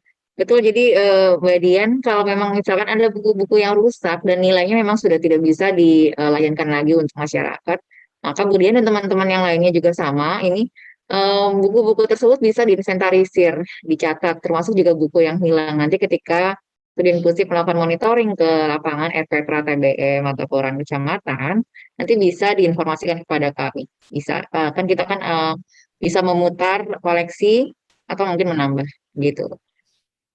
Terima kasih Pak Bambang dan Bu Dian. Ini sebelum kita lanjut ke pertanyaan-pertanyaan selanjutnya, saya ingin mengingatkan kembali kepada teman-teman untuk mengisi link daftar hadir pada acara hari ini. Dan kemudian ini kita sudah share juga materi-materi dari 2 narasumber kita pada hari ini ada di kolom chat ya. Jadi Bapak Ibu nanti untuk lebih jelasnya, untuk mempelajari lagi tentang hal-hal SNP dan promosi bisa dibaca-baca kembali. Nah, ini terkait dengan layanan dan promosi perpustakaan. Izin Bu Riko, Tadi saya langsung. Halo, Indah, izin. siap dengan siapa? Dewo, Bu Riko. Pak Dewo. Pak Dewo. Iya, izin bertanya. Monggo, silakan. Silakan Pak Dewo, silakan. Sehat Pak? Sehat, alhamdulillah Bu Riko. Alhamdulillah. Ya silakan Pak, ditujukan ke siapa nih Pak? Mungkin lebih tepatnya usulan ya berkaitan dengan penjelasan Pak Bambang tadi, contoh tentang buku induk, deskripsi bibliografis dan klasifikasi, kemudian berkaitan dengan penjelasan Bu Meti Lasri tentang kartu anggota Perpus ke depannya, kemudian MOU dengan pihak lain, kemudian biar buku referensi bisa dipisahkan dari buku yang lain. Itu saya usul biar terjadi standarisasi seluruh DKI ya. Kita mohon karena boleh dibilang seperti penjelasan Pak Bambang, untuk expert tadi kan harus 4 tahun belajar ya Pak Bambang ya.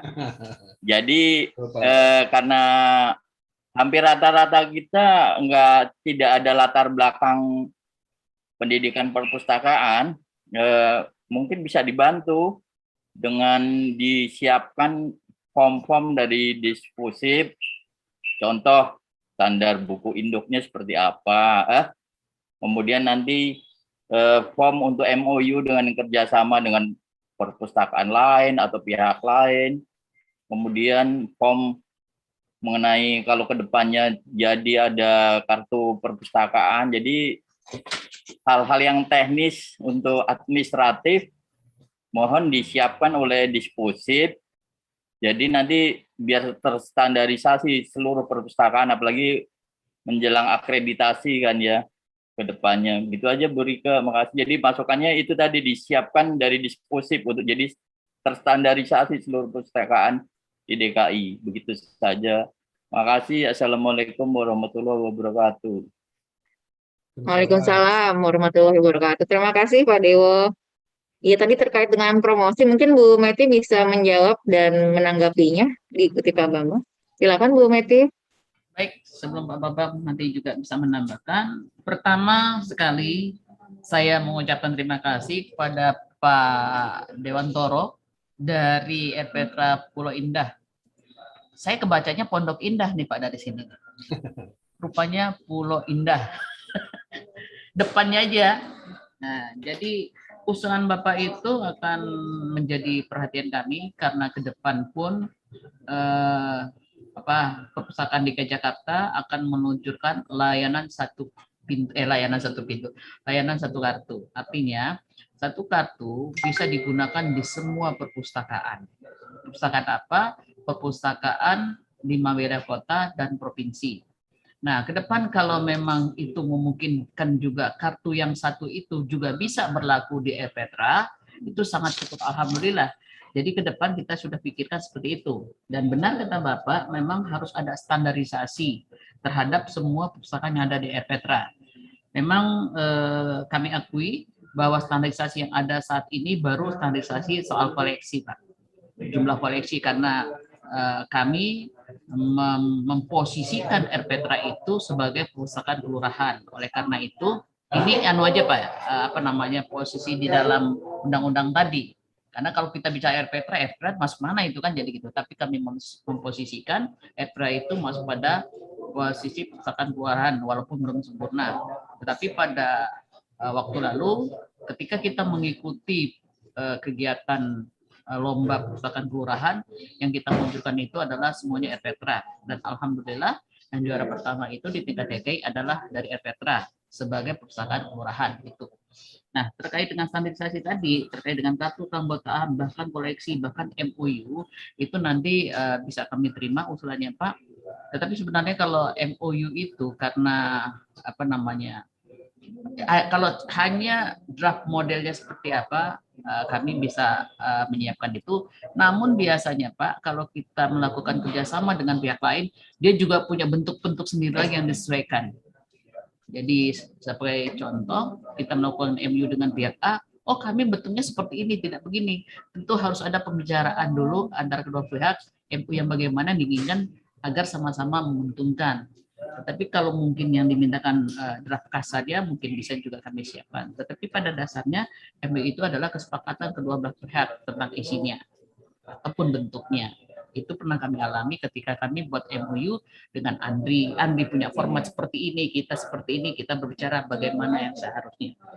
Nah, terkait dengan tadi, ya saya pikir kata-kata sudah, ke depan standarisasi saya pikir juga sudah, dan itu memang kita berharap seperti itu Pak.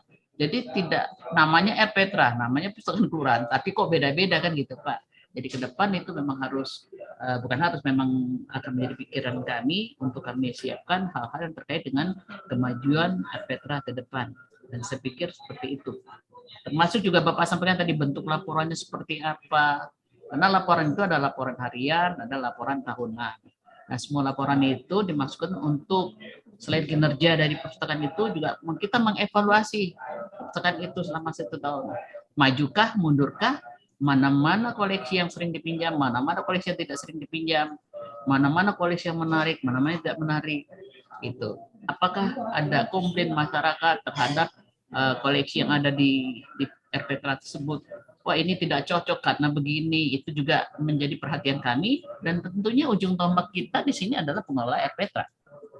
Jadi saya berharap pengelola RPTRA ini mampu menangkap sinyal-sinyal terkait dengan perpustakaan yang disampaikan oleh masyarakat. Saya pikir itu, Bu, sebelum ditambahkan Pak Bambang. Terima kasih. Terima kasih. Pak Bambang mungkin bisa langsung menanggapi, Pak Bambang. Baik, nah, terima kasih Bu Rike, Pak Dewo ya, Pak Dewantoro, Dr. Dewantoro Suaryo dari RPTRA Pulau Indah. Terima kasih Pak saran masukannya, dan kami pun sebetulnya ingin menyiapkan semua itu ke arah sana. Cuman ya perlu waktu saya kira ya Pak ya. Perlu waktu. Untuk standar-standar banyak sekali Pak. Tetapi yang ingin saya sampaikan untuk yang minimal barangkali ya. Yang minimal itu adalah bagaimana kita memenuhi kebutuhan pemustaka akan bahan bacaan mereka. Jadi setidaknya kita mesti menyiapkan minimal nih Pak, daftar hadir dulu Pak. Daftar hadir dengan format, itu misalnya ada nomor urut Pak, ada nama, ada gender, jenis kelamin ya, laki-laki atau perempuan. Kemudian ada usia, kurang dari 7 tahun, 7 tahun sampai 10 tahun, 11 sampai 13, sampai di atas 23. Kemudian ada pekerjaan, apakah siswa, mahasiswa, atau umum. Kemudian ada alamat Pak. Alamatnya diambil alamat paling rendah kelurahan saja. Jadi misalnya nama jalan rumah, nggak apa-apa, nggak usah ditulis, yang penting kelurahan apa. Sehingga nanti dalam 1 tahun, itu kita bisa membuat statistik. Oh, ternyata, satu lagi, ada buku yang dibaca. 1 kolom lagi buku yang dibaca. Nanti itu bisa ketahuan dalam 1 tahun, oh ternyata di kelurahan A, kebanyakannya sukanya buku-buku fiksi, cerita anak, misalnya. Di kelurahan B ternyata ada keterpaduan, suka buku cerita, buku novel, atau buku agama. Nah ini pernah dilakukan ketika saya menjadi kepala Sudin Pak, itu terdapat di RPTRA ya Pak ya, hasil yang saya lakukan seperti tadi itu, terdapat bahwa kebanyakan yang datang ke RPTRA, bukan RPTRA, ke perpustakaan RPTRA itu adalah anak-anak usia kelas SD awal ke bawah Pak. Jadi usia di bawah berapa ya? Sampai 9 tahun ke bawah tuh. Kelas 3 SD ke bawah, itu paling banyak. Terus yang SD atasnya, kelas 4 sampai 6, tidak terlalu banyak, sedikit, tapi lebih banyak daripada SMP. Yang SMP lebih kecil lagi, SMA nggak ada. Terus tiba-tiba ada mahasiswa. Tiba-tiba ada yang umum Pak, usia ya di atas 30, 40 gitu ya. Nah setelah saya perhatikan, saya amati satu-satu sambil monitoring Pak, itu ternyata yang usia tinggi itu adalah ayahnya atau kakeknya Pak, atau babysitternya yang menyuapin anaknya datang ke perpustakaan. Nah itu kalau misalnya kita membuat daftar hadir diisi lengkap begitu, itu sebagai masukan statistik, sebagai bahan survei ke depan. Sehingga nanti ketika Bapak melengkapi itu, Bapak Ibu semua ya, ini pernah dilakukan di salah satu Sudin, itu kami memberikan bukunya akan disesuaikan dengan kebutuhan masyarakat itu. Itu minimal itu dulu Pak. Yang masalah nanti katalogisasi segala macam, karena bukunya juga hanya 1.000 sampai 2.000, tidak terlalu banyak dan tidak terlalu penting dulu Pak ya. Yang penting kan koleksinya dibutuhkan oleh masyarakat, yang itu yang penting. Sehingga kami nanti dari Dinas Pusip atau dari Sudin Pusip itu pengadaan buku untuk RPTRA akan disesuaikan dengan kebutuhan. Tapi bukan judul Pak. Jangan salah paham, jangan judul. Tapi golongan agama, golongan sosial, golongan itu yang gitu kira-kira Pak. Di sekitar itu ada 10 kelas Pak, ada 10 kelas. Kalau kita buat ke angkanya itu 000, 100, 200 sampai 900. Itu klasifikasinya ada 10 kelas. Nah, gitu Pak. Jadi saran saya sih yang pertama adalah seragamkan saja dulu form daftar hadirnya. Seperti itu. Nanti saya bisa kirim kemana ya? Ini filenya hanya di sheet, dalam satu sheet Excel dalam konsep pembuatan standar buku tamu. Kami sedang menyusun beberapa SOP di tingkat dinas Pak, khususnya untuk yang di tingkat provinsi dan kabupaten kota, karena kita sedang mengembangkan, tadi sudah disampaikan bahwa kita akan membentuk satu Jakarta Library One, atau yang kita kenal dengan nama OCAL. Pak. OCAL itu pakai bahasa Inggris tuh Pak, agak kerenan Pak. one card, one card for library gitu. For all library, one card for all library. Jadi satu kartu untuk semua perpustakaan. Jadi contohnya Bapak nih di di Pulau Indah. Sudinya dekat. Ya udah daftar jadi anggota perpustakaannya di situ, Pak. Di Sudin Timur kan, Pak. Dicatatlah Bapak di situ. Tapi pas Bapak lagi jalan-jalan di utara, ketemu sama teman, ada lihat buku bagus.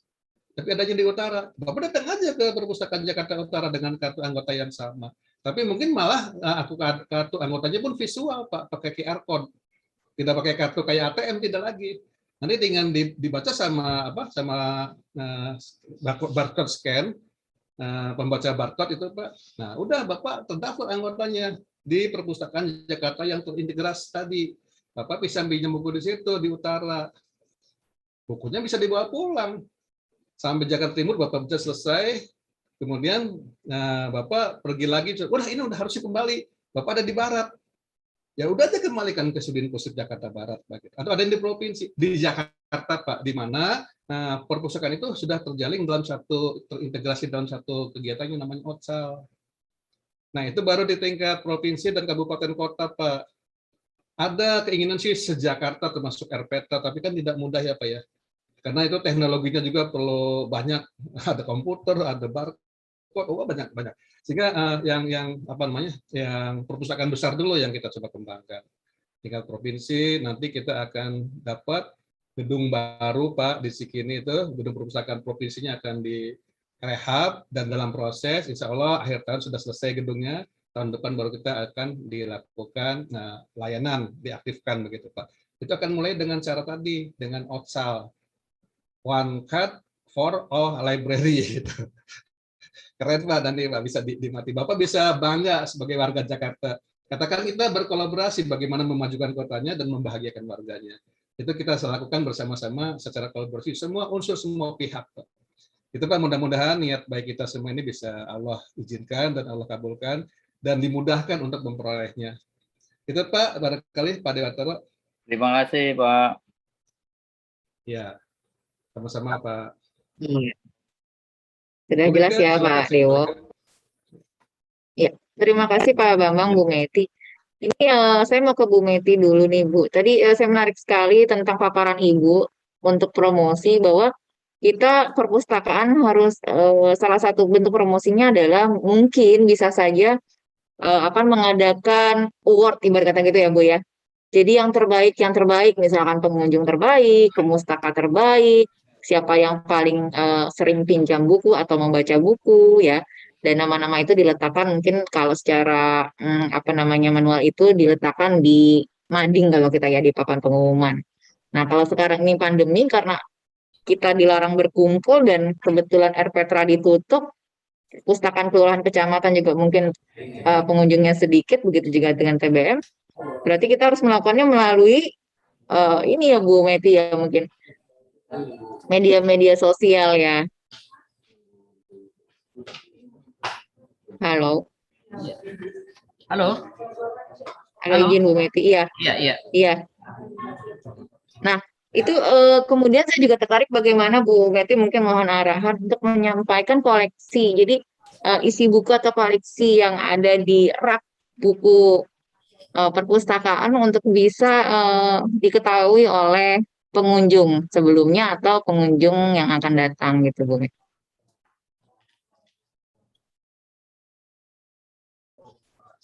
Baik, terima kasih Bu Moderator, Bu Rike pertanyaannya. Kalau tadi paparan saya itu manakala situasi pandemi, ya, jadi itu normal seperti itu. Sekarang kalau di musim pandemi seperti apa, kan gitu. Bentuk layanan kita di musim pandemi pun juga berbeda. Yang pertama kita menggalakkan iJakarta kita.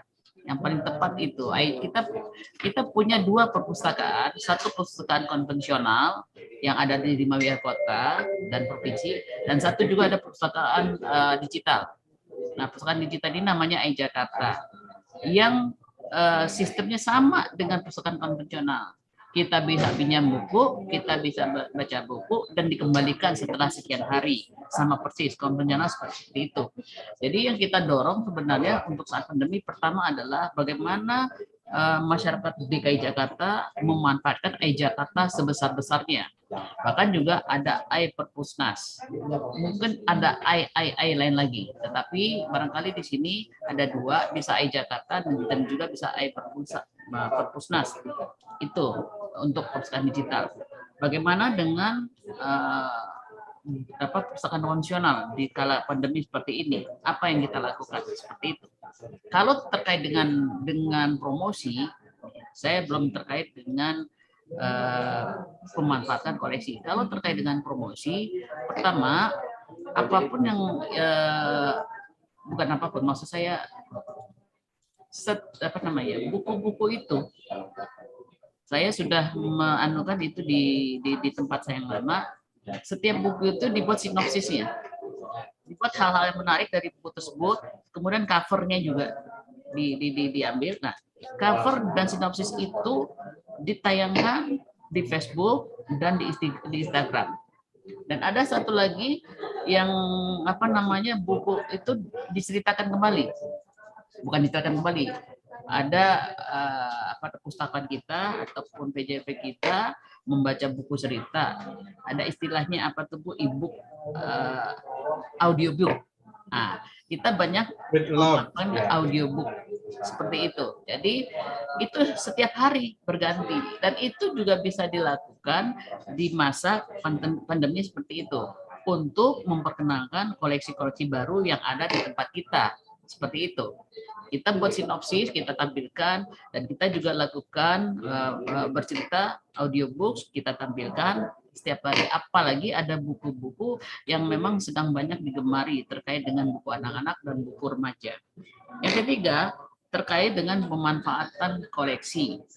Nah, Dinas Perpustakaan DKI Jakarta bersama-sama dengan Sudin itu sudah melakukan ada kegiatan namanya Baca Jakarta, ada kegiatan IKRA, inisiasi keluarga ringkas aksara yang sudah berjalan 3 kali, insya Allah keempat kali juga akan dilaksanakan. Ini juga salah satu cara kita memberikan koleksi kepada masyarakat. Kita jemput bola, kembali lagi kita jemput bola, koleksi-koleksi yang ada di kita serahkan ke kelurahan bekerjasama dengan ibu-ibu PKK mendistribusikan buku ini kepada keluarga-keluarga yang sudah mendaftar, dan itu pun kita minta feedbacknya untuk mereka meringkas buku tersebut, dan buku-buku tersebut nanti melalui tim atau melalui ibu-ibu PKK ataupun dari Sudin menilai. Nah, kemudian memberikan apresiasi. Itu juga salah satu cara kita untuk bagaimana buku-buku itu termanfaatkan oleh pemustaka. Dan terkait dengan Baca Jakarta, ada puluhan ribu orang yang sudah ikut kegiatan ini. Terkait dengan IKRA, sudah juga hampir sekitar 800 sampai dengan 1000 yang sudah memanfaatkan koleksi ini. Jadi banyak cara yang bisa kita lakukan. Nah, kita berharap RPTRA ataupun perpustakaan kelurahan dan kecamatan, termasuk juga TBM, juga mencari kreativitas baru bagaimana buku-buku di tempat Bapak Ibu itu bisa terbaca, bisa termanfaatkan. Ya, saya memperhatikan di beberapa tempat TBM itu masih membuka layanan, masih memberikan kesempatan lingkungan untuk membaca buku. Dan saya juga memperhatikan bahwa pelaksanaan layanan dilaksanakan memberlakukan prokes, protokol kesehatan. Dan yang seperti ini juga kalau dipandang perlu oleh pengelola TBM atau pengelola terutama TBM bisa dijaga dari keterpaparan, kenapa tidak? Nah, seperti itu. Tetapi pemerintah daerah terkait dengan layanan perpustakaan belum mengambil kebijaksanaan untuk membuka layanan perpustakaan. Tetapi banyak cara yang bisa kita lakukan tadi melalui IKRA, melalui Baca Jakarta, melalui promosi sosial media, itu bisa kita lakukan memperkenalkan buku-buku baru. Dan kita juga berharap ada inovasi-inovasi. Tadi saya ulang lagi, inovasi-inovasi dari perpustakaan di ujung tombak, perpustakaan yang terdepan. Untuk tadi juga saya sudah menyampaikan bagaimana koleksi itu bisa dimanfaatkan, antarkan, berikan kepada keluarga atau anak-anak yang memang dia sangat ingin membaca buku tersebut. Kita jangan berpikir, kan kita nggak ada peminjaman, ini untuk RPetra. Ini kan kita nggak ada peminjaman. Nanti hilang. Kita berikan buku koleksi tersebut kepada keluarga atau anak bersangkutan kalau kita tahu rumahnya. Kalau kita tahu rumahnya, kita kasih. Kalau belum dikembalikan, kita bisa datang ke rumah. Nah, tentu tidak langsung menarik buku itu, tapi dengan cara yang baik, kita ganti lagi dengan buku-buku yang baru untuk ditukar. Buku yang sudah dibaca tadi diambil dan diberikan lagi buku yang baru. Agar yang minat baca yang sudah tumbuh itu tidak terputus. Nah, seperti itu Bu Rika, mungkin jawaban saya. Terima kasih. Betul, Bu. Setuju sekali gitu. Jadi teman-teman betul yang disampaikan Bu Meti ya. Jadi pandemi ini tidak menghentikan kita untuk memberikan layanan prima ya Bu ya, dengan inovasi-inovasi dan kreativitas para pengelola tentunya. Nah teman-teman, karena waktu juga sudah menunjukkan pukul 11 ya, seperti tadi saya sampaikan di awal bahwa 3 penanya terbaik akan mendapatkan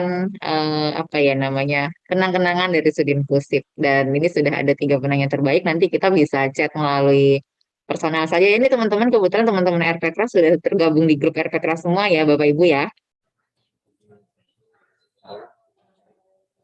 Kemudian tadi juga ada pertanyaan masalah RAP untuk Jati Pilar ya, Pilar Jati. Nah, nanti kita bisa japri aja Mbak Reni ya, karena ini perpustakaan RPetra baru ya. Iya Ibu. RPetra baru, pengelolanya sudah ada ya Bu ya? Ada. Maksudnya sudah full ditugaskan ya? Oh iya. Oke, nanti kita japri aja ya. Sudah tergabung dalam grup RPetra kan ya? Ya. Oke, terima kasih. Dan berakhirlah pula sesi tanya jawab pada hari ini. Terima kasih sekali lagi, saya dari Sudin Pusip mewakili seluruh segenap para petugas di Pusip, kepada para narasumber kita pada hari ini, Pak Bambang Kidir, terima kasih Pak Bambang. Bu Meti Lasri juga mengucapkan terima kasih banyak. Semoga apa yang disampaikan oleh Bapak dan Ibu bermanfaat untuk kita semua, terutama teman-teman pengelola perpustakaan RPetra, TBM, kelurahan dan kecamatan, dan bisa juga diaplikasikan ya dalam kehidupan sehari-hari, tentunya dalam pengembangan perpustakaan. Saya selaku moderator mohon maaf jika terdapat banyak kekurangan dalam penyampaian. Terima kasih sekali lagi. Saya izin kembalikan lagi kepada Ibu MC. Wabillahi taufiq wal hidayah. Wassalamualaikum warahmatullahi wabarakatuh. Terima kasih Pak Bambang, Bu Meti, teman-teman. Saya kembalikan lagi kepada Mbak Nurul. Silakan Mbak Nurul. Ya, terima kasih Ibu Rike. Baiklah, Bapak Ibu sekalian, dengan berakhirnya materi tadi, maka berakhir pula acara hari ini. Terima kasih kepada seluruh pihak yang telah mendukung dan berpartisipasi pada acara ini. Semoga yang kami sampaikan dapat bermanfaat bagi Bapak dan Ibu. Kami panitia memohon maaf apabila ada kekurangan selama acara berlangsung. Sampai jumpa di lain kesempatan ya. Wabillahi taufiq wal hidayah. Wassalamualaikum warahmatullahi wabarakatuh. Waalaikumsalam warahmatullahi wabarakatuh. Bu Meti, makasih banyak ya. Sehat-sehat terus. Sama, saling Pak sehat. Bambang. Salam sehat. Amin. Sehat. Salam untuk Sudin yang baru ya. Insya Allah Bu. Udah Terima masuk belum kasih. beliau? Pak Bambang. Udah masuk belum? Belum Bu. Kita seksi yang baru juga ini belum kenalan nih kita. Oh gitu, dari KDH semua ya? Baru semua dari luar semua Bu. Oh ya udah, oke. Iya. Makasih. Baik, terima kasih Pak Bambang, sama-sama Bu Meti. Waalaikumsalam warahmatullahi wabarakatuh. Teman-teman peserta, makasih banyak ya. Terima kasih. Teman-teman RPetra, TBM. Ya, selalu Bu Rike. Amin.